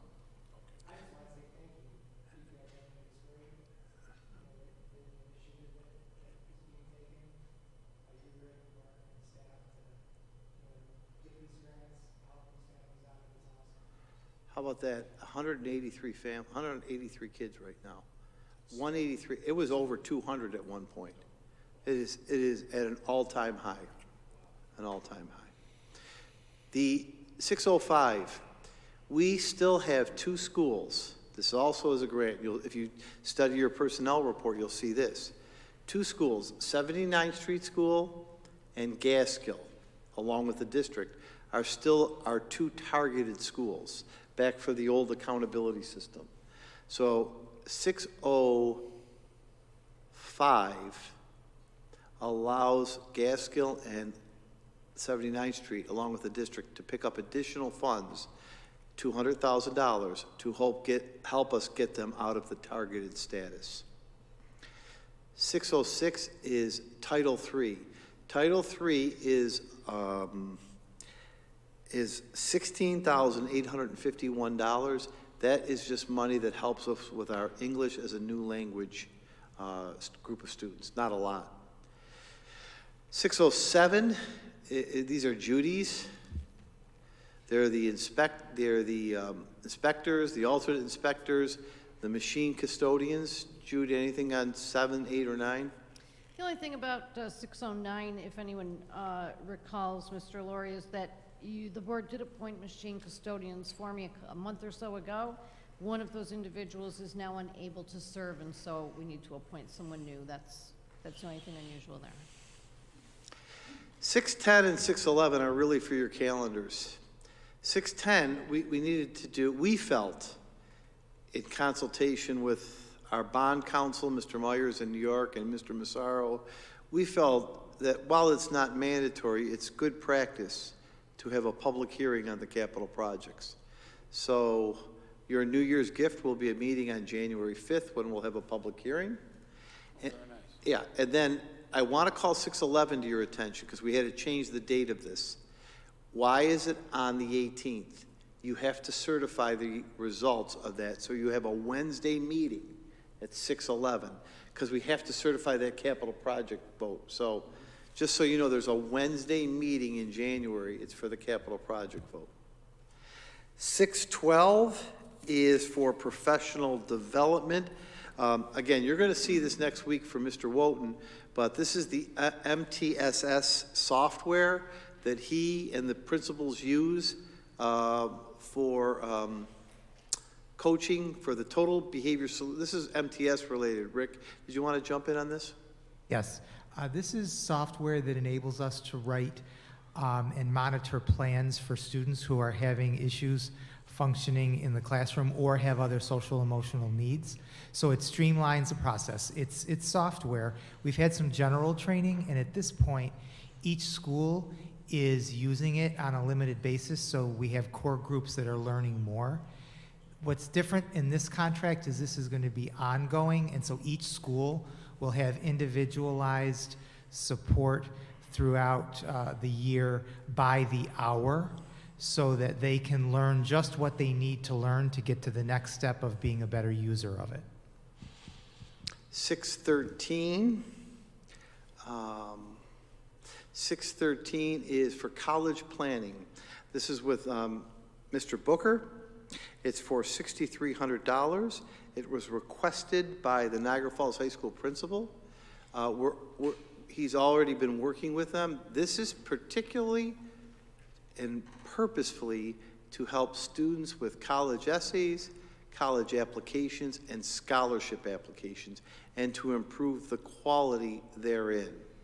I'm going to announce something later on that's already had its effect, but we currently have 28 Niagara Falls High School students who have already applied to Niagara University for a Fulbright scholarship. What is that? It's 4 years of full tuition. And he's helping to do that. If we are successful in getting Say Yes here, that's another place that he'll be helpful in helping us to get the college tuition paid for of any Niagara Falls High School student. 614 is when we write these grants, we have to have them evaluated.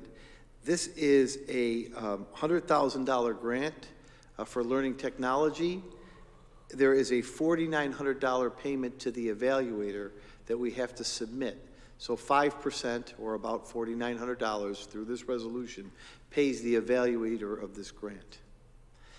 615 is for software that Ray works with Dr. Haleo Stewart on for Head Start kids.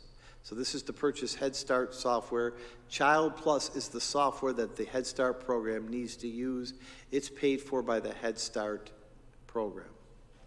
616 is that resolution Becky mentioned that you acknowledge we're using ARP funds for the chiller, the replacements at Bond, Kelpis, and Niagara Falls High School, so that the state knows that you know and you agree with that.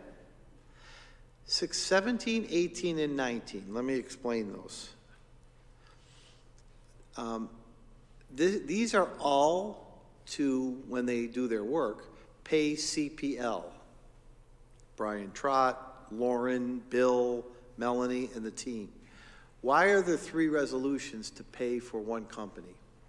The reason we did this was because they're getting paid from 3 different funding sources, and we didn't want to mix up the funding sources. So 617 allows us to pay for CPL for the out of the general fund. 618, the money will come out of the capital projects fund. And 619, the money to CPL will come out of ARP. I didn't want anyone to feel that we were using budgets in the wrong way, so we're doing 3 different resolutions to the same company under the same conditions because we're using 3 different money pots to pay them. And that's why Becky laid this out this way. 620 this is for the bottle fillers. A union company called MLP Plumbing and Mechanical has done almost more than half of their work. This is $24,573.34. And Ferguson Electric, another union company, is installing cameras. And that is from Smart Schools payment, $54,376 to Ferguson, who has done a really good job with all of our cameras. Are they complete? Are they complete, Ray? Yes, from the Smart Schools Bond Act complete, what we're doing is we're kind of adding additional, not exactly related to Smart Schools Bond Act, but they're kind of complement or some small blind spots. But in the context of Smart Schools Bond Act complete. A couple cameras. Tony, the other thing you may be interested in, and Ray picked up on this, we're putting, I'm going to screw this up, and Russ is listening. We're putting injectors, Ray, help me. We're putting in injectors into the cameras. I sound like I know what I'm talking about, but I really don't. Ray, tell them what we're doing. Yeah, for some of our, and almost all of our outside cameras, particularly PTZ, that want to kind of move around, you can find when the weather gets bad, the cameras will lock up because they freeze. So we put injectors that send power to the heating unit that allows them to keep their motion. So I thought that was interesting. I wish I could have explained it like Ray. I would have looked like I knew what I was doing, but You were close. thanks. I knew it. Here's what I say. How are we keeping the cameras warm, Ray? Those members of the board, we will clean up that short-term contract grid. Those are the only resolutions we anticipate you seeing next week. We have a week for questions. Ms. Massaro will add to her personnel report. We will clean up the short-term grid. I don't foresee any other resolutions. In terms of future planning, Ray, if you would scroll. There are your meetings in January. We'll have a capital projects public hearing. I wanted to point out the 18th, the night you certify the results. That's the night that Becky and Julie start the next year's budget. So can you believe it? We're already starting the 23-24 budget. Early indications right now look very good for us too, in terms of foundation aid. We're very good, very good, very good, very good, very good. Very good, very good. So I'm counting on you, Becky and Julie, and I'm behind you, win or tie. Mr. President, members of the board, the only thing that I have left, unless you have questions for us, is I have a couple of updates that I'd like to share. Yes, of course you can. I know you have a very important item on that you'd like to speak to, but I just two things. I go down Hyde Park Boulevard early in the morning, around 8 o'clock in the morning, and the traffic on Hyde Park is horrendous. And I don't know if, I know we're getting the speed signs put up, but I wonder if we could turn the flashing lights on at Hyde Park earlier than what they go on. Because these cars are going by there at 8 o'clock in the morning, they're doing 40, 45 miles an hour. The flashing lights, just tell me. You know, there's flashing lights over Niagara Falls, over the Hyde Park Boulevard. Yeah. There's orange flashing lights, and I think they're on a timer. I've seen them go on about 8:30, 9 o'clock, right, Earl? What time do they go on? But they're not on at about, I think they should go on at like 7:30. Yeah. Yeah. Yeah. Yeah. But is that they're in charge of the warning lights also? Well, I think that's a good idea. You know what I heard? Earl was going to call tomorrow. Okay. I think that was really good. Is that what he said? Okay. No, well, I mean, it just makes sense because, I mean, there's early programs at the school. Kids are not going there between 8:30 and 9 o'clock to go to school. They're getting there earlier for day, latch key or whatever. And there are kids crossing that street. Nick, it's very dangerous. Are you talking the overhead ones across the street? Yeah. Those don't go on, they don't flash only when someone activates them. Well, I think they should be activated earlier or whatever. No, rephrase. When you press the button, the lights come on to tell the traffic to stop. All right. I thought it was automatically. No, it slowing doesn't down during stay school on, hours. like it doesn't stay on for certain hours. I think there are warning lights above the school zone. Well, that's what I thought there was an arm coming out. Nick is talking about the crosswalk. Well, check it out, Earl. I don't know what it is. Okay. Nick is talking about the new crosswalk. It's going to hawk signal. Yes, but those don't only flash when there's someone attempting to cross or just crossed. It doesn't flash all day long. But I think there are lights above the school zone indicators that are about a block away from the school. Right, Mr. Bass, that's what I don't remember exactly. I'll be happy to drive through there tomorrow morning. I'll take a look at both locations, and I'll start with the city, and I have a contact at the DOT. I'll call them and see, depending on where it lies, and we'll see what we can do. It's very dangerous for these kids crossing the street. It's awful. Yeah. It's awful. Okay. The other thing, Yeah. it's like the Indianapolis 500. Is that our car race? Yeah. The other thing that we're doing, we do have the signs, right, Earl? We do. We bought two Yeah, I know. quote-unquote speed trailers. I've been working with Mr. Del Porto to get them programmed and ready to go and put out there. We did have a little snafu with one of them. The vendor has already sent me a new board, and I've taken care of that. I think this would be in conjunction with that. I know it was coming, but it is something. Well, the bottom line is, this is all good conversation. And we should have a police car That's there. it. You know, intermittent times to start ticketing people going through there, you know. No. Yeah. That's right. The bottom line is it's a human we need as well. Yeah. So my job will be to speak to the police, to Mr. Del Porto to speak to the police chief. Okay, and just one other thing. Yeah. One other important thing. I was at the district parent meeting last Tuesday, and you know what's coming up. There's the big meat raffle. Oh, wow. So the world's largest meat raffle. So on a personal note, I bought a table. Oh, nice. Okay, and I would like to see other board members at least purchase a couple tickets to attend, and I'm giving mine away to whoever would like to go, but I mean, I think it's started to support them because all the money raised is going to all the homeschool parents associations. It is March 31st, At Niagara Falls High School. Yeah. Pardon me? Well, you can support it by buying a ticket, I'm just saying. Yeah, I know it, it won't be there. I'm just They saying. picked that day about a year ago. Yeah. It's the world's largest meat raffle. And it's getting down to nitty gritty time, and Yeah. they're needing some money for startup stuff Right. so I made my donation, but it'd be nice if we show as a board to support them in their endeavors. Is there an email or something? No. What do we do? Charlene, you get Sharon. Oh, Yeah. jeez. Yes. I think you should have the thrill. I'll get you the email. I'll get you all the information. Nick could attest to it. He's there all the time. But great these group. 22 women and men Yeah.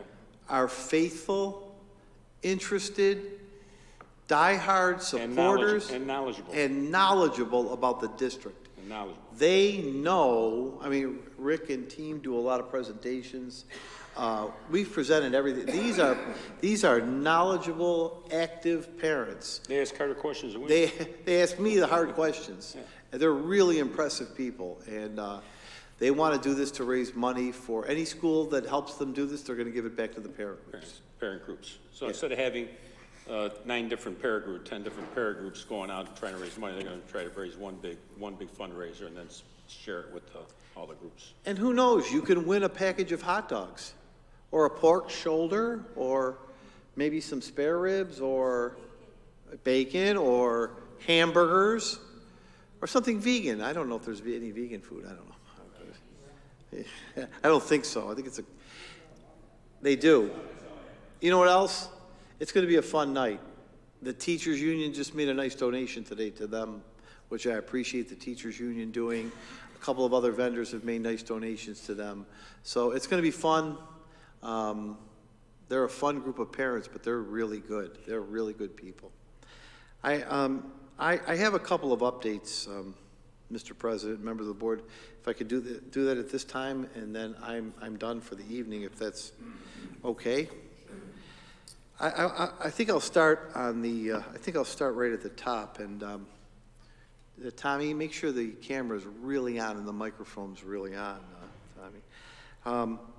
I was completely disturbed and disgusted yesterday when I read an article that came out of some rag newspaper, whatever it is, from Elmira, citing the Niagara Falls district as the worst in the state. Completely and utterly disgusted. When you look at the criteria for what this lazy journalist did to make that statement, I think it's deplorable.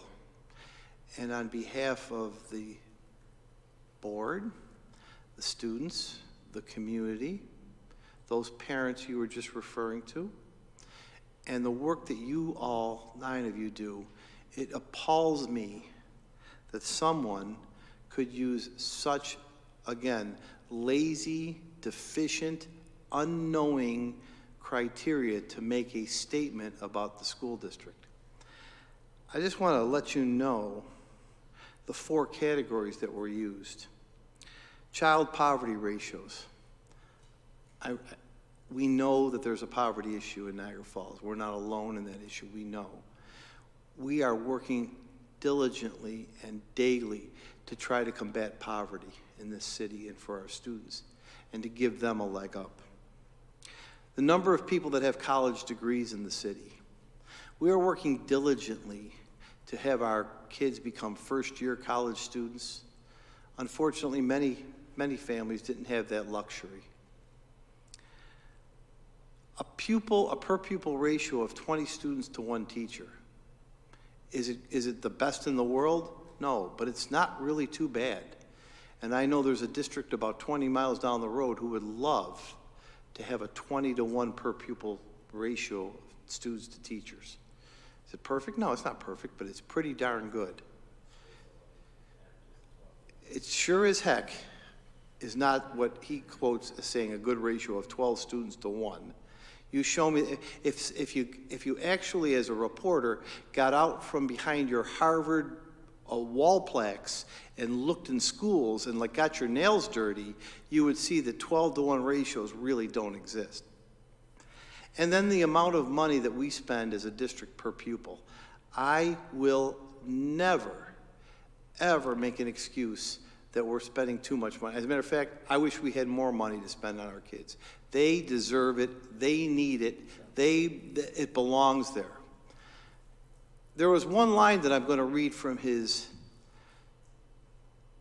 grammatically poor, contextually wrong statement that I take extreme offense to, and I'll lead with the fact that you have just received, for the number of consecutive years, a clean audit, an Internal Revenue Service investigation that yielded a clean report, 1 million audits from the State Ed Department and the Controller. But when someone who sits behind their desk in Elmira and admires their awards from Harvard and then writes the fact that it makes me wonder what the actual money was really being spent on. And it makes me wonder when you write that. That has no place in any self-respecting reporter's story. And I take that as an affront to the honesty and efficacy not only of this board, but the staff that you all know and the city knows works so damn hard on to guard every taxpayer's dollar. To me, that borders on defamation. And to sit where you sit and write that about Niagara Falls is really, I'll say it's criminal, and I'll tell you again, it's lazy. Lazy. I'm fortunate to be I have a relationship with a lot of good journalists. We have a lot of good ones. I have never seen such a ragtag, lazy piece of garbage written about anything in my life. Now, I probably shouldn't be responding because that one day piece of garbage story would go away quietly. But there comes a time when you really have to stand up for your city and your district.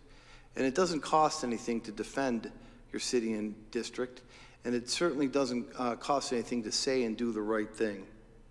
So my inclination was to let it pass and let it go away, but when you read it and you try to calm down, you continue to be very embarrassed for our students and sad for our community when they have to read that even for 36 seconds, which is about the amount of time you could spend reading that garbage.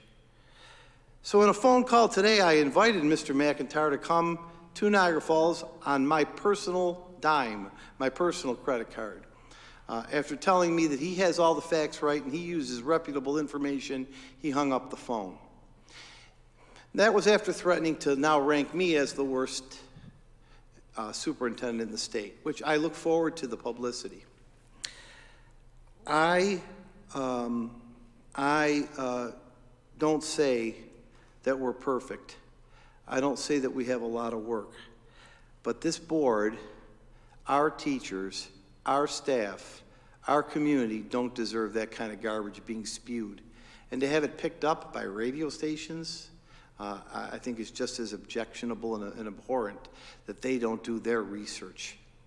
So I offer a chance to visit and spend some time out from behind your palatial desk, looking at your Harvard certificates, patting yourself on the back for writing for this failed TV show and that failed TV show, and spend some time walking around with our staff in Niagara Falls and seeing what a real school district who really cares, despite many challenges that we don't use as excuses, really works and looks like. I'd also encourage you to call the IRS, the New York State Controller, the auditing firms that we use, all of them that we've used today and in the past, and find out about the proper use of money and funds. You have access to every one of our books, both instructionally and financially. I'm not trying to start a war on a story that should last 36 seconds, but I'm also not going to accept someone who is lazy and doesn't do their job with efficacy and accountability to get away with it. So I hope you enjoyed that, Mr. McIntyre. I look forward to talking to you if you'd like to call me again, and we'll move on from that. On a happier note, I would like to tell Mr. McIntyre and all the viewing audience about a couple of really great things that are going on in the Niagara Falls School District. See, he didn't watch 25 high school kids starting in 9th grade put on a telethon that raised $80,000 with our local fire department. All really, and the firemen obviously did the adult work, but it was run by 25 kids, Niagara Falls High School students. I don't think you saw that, Mr. McIntyre. I'm super proud that the fire department was able to help poverty by making Christmas better with the $80,000 they raised. And I'm really proud of the kids who produced a telethon on their own with one teacher's help. I don't think Mr. McIntyre is going to come and visit the Nutcracker this weekend when we have beautiful dancers of diverse population performing a high-level theatrical ballet in our world-class performing arts center. Please get out there and take a look. I don't think you read about the 28 students who have already applied for a Fulbright scholarship, giving 4 years of tuition at Niagara University, who will be future graduates with a bachelor's degree. I don't think that you know that since the beginning of the school year, Niagara Falls High School's Pupil Service Team 2 has put together 27 partnerships, businesses, where our students leave the school and have spent, right now, 2,845 hours interning, externing, job shadowing, everywhere from the building trades to the police department to anything, and to funeral homes. Nearly 3,000 hours have been put in just studying those jobs. I don't believe, Mr. McIntyre, that you know that we're now sending 16 students to Disney World to be part of the Disney Leadership Conference coming from Niagara Falls High School, after 28 of them toured historically black colleges for the last couple of years. And that we now have offers from Buffalo State, the University of Buffalo, and Howard University to teach African American studies at a college level to our high school students. I don't think you know that. I don't think that you know that our kids do come from tough places, and that to publish an article at this time, when it's really tough times for a lot of people, strikes at the traumatization that this district has worked so very hard to help kids mitigate and get away from. This is a tough time for kids. So many of us say, let's go and have our celebration. We're blessed and fortunate. At the same time, I remind everyone, there are kids that aren't going to have that same kind of holiday that fortunately my kids could have. I just want everybody to be sensitive, even rag newspaper writers, that all kids don't go home and have that excitement when the break comes. I just don't understand it, but I proudly tell you about those few things that just happened in the last week. I could probably spend the next 35 to 40 minutes going through more and more and more. But I'm really proud of our kids. They continue to excel.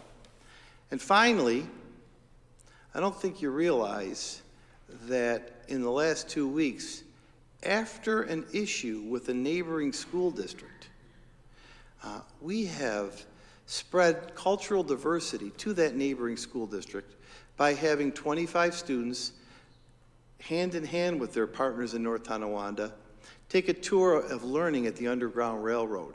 But if you want to watch next meeting, we'll show you the 5-minute documentary with our kids culturally interacting and talking to North Tonawanda students.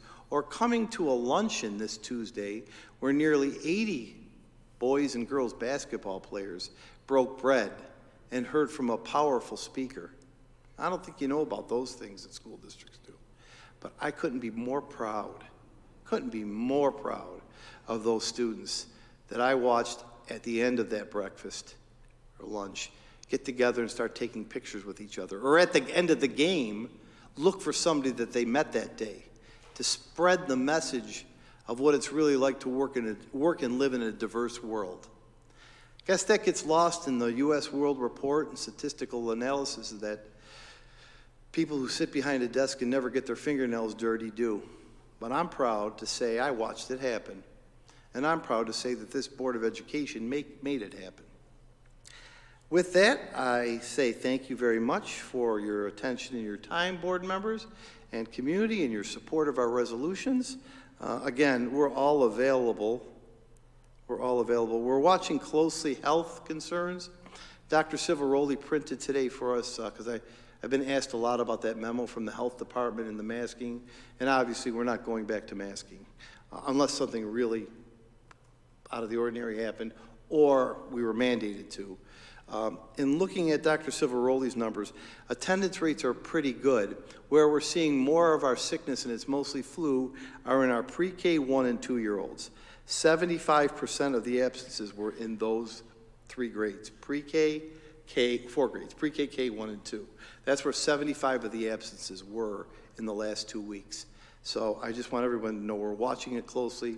I don't foresee us going back to masks. I've been asked that a couple of times because of that release. I think it was just a universal precaution release.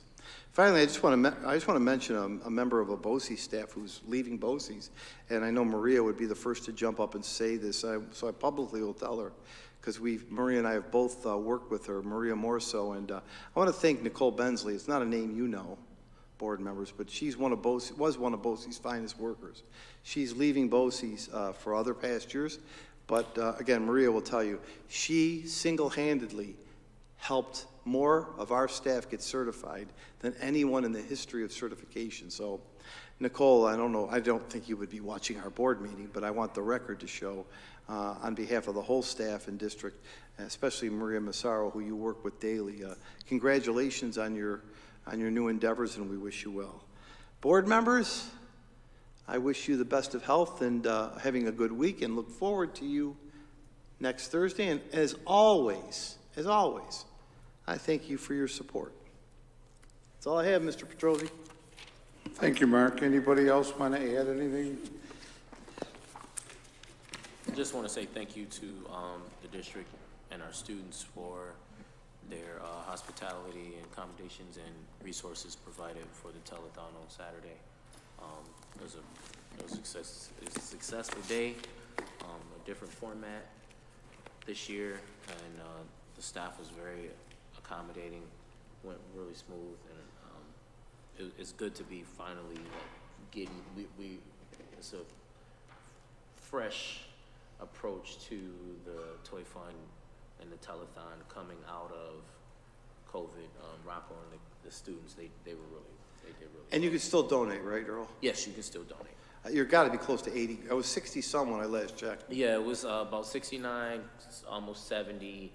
Then we still had another day of collection, and we still have some stuff coming in. But yes, the money that we raised this year is what we spend next year.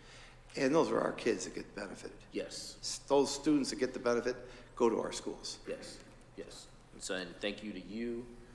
Thank you to NFT for their donation, and anyone else that I just can't think off the top of my head, but those are definitely district-related people that donated, so I appreciate it. Thank you, Earl. Anybody else? Okay, so we go. Sorry, Tony, go ahead. Again, I was at the telethon for a little bit. Excellent success. I'd like to thank everybody, thank all the students that helped, and of course the staff that helped put it together. It was very nice. It was I haven't been to one of those telethons since my sons sang for Just Kids. Back. Yeah. Long time ago. They were no Rob Bilson or Earl Bass, but they were good. No. But it was a very nice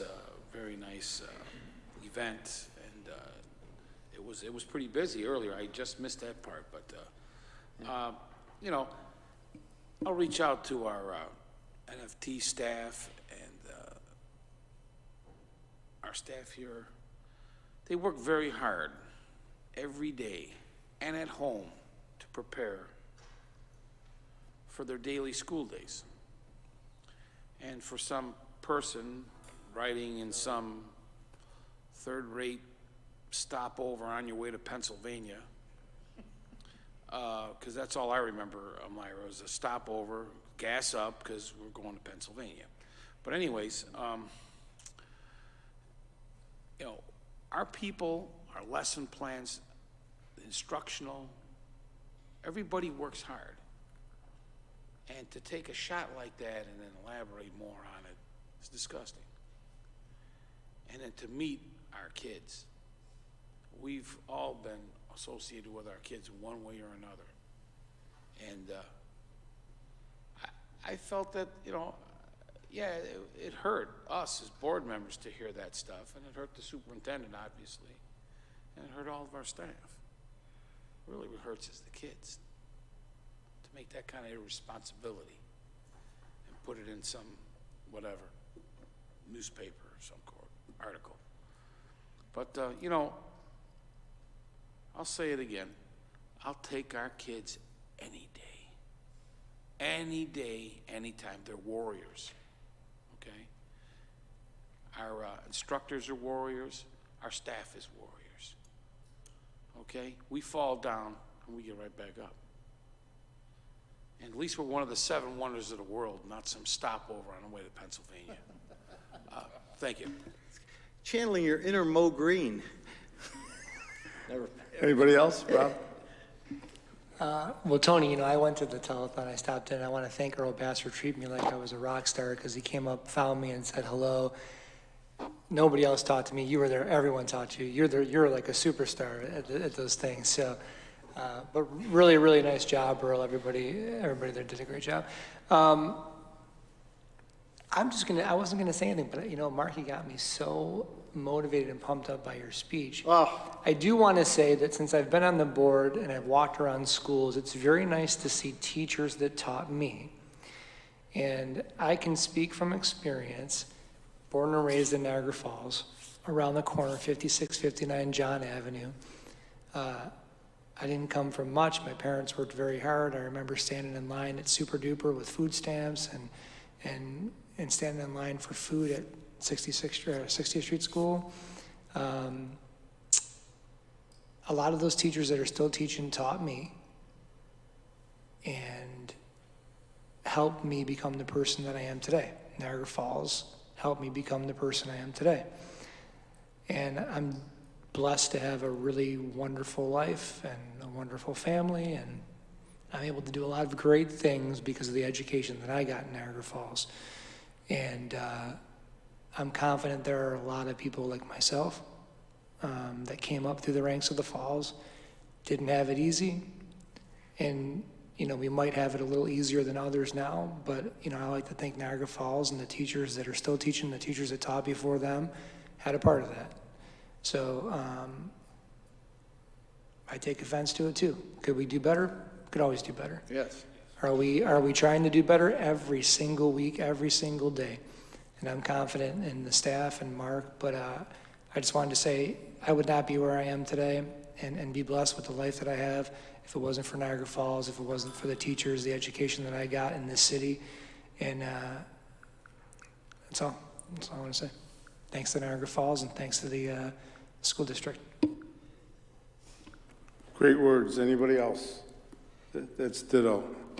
Very, very well said. I'd like to thank the superintendent very much for involving our other schools. Yeah. And it was such a wonderful turnout the other day for the luncheon and see the kids intermingle. And then go to the game and, as he said, you know, talk to one another that they recognize from the afternoon. Niagara Falls is one of the best school districts I've ever had the honor of teaching in, being a part of, and then being on his Board of Education for 15 years. It was really cool, though, to see those kids together. It was cool. It was just so cool to see those kids mingling together. That it was unbelievable. It's just really. And then to bring back one of our old students to speak to them in a very straightforward way.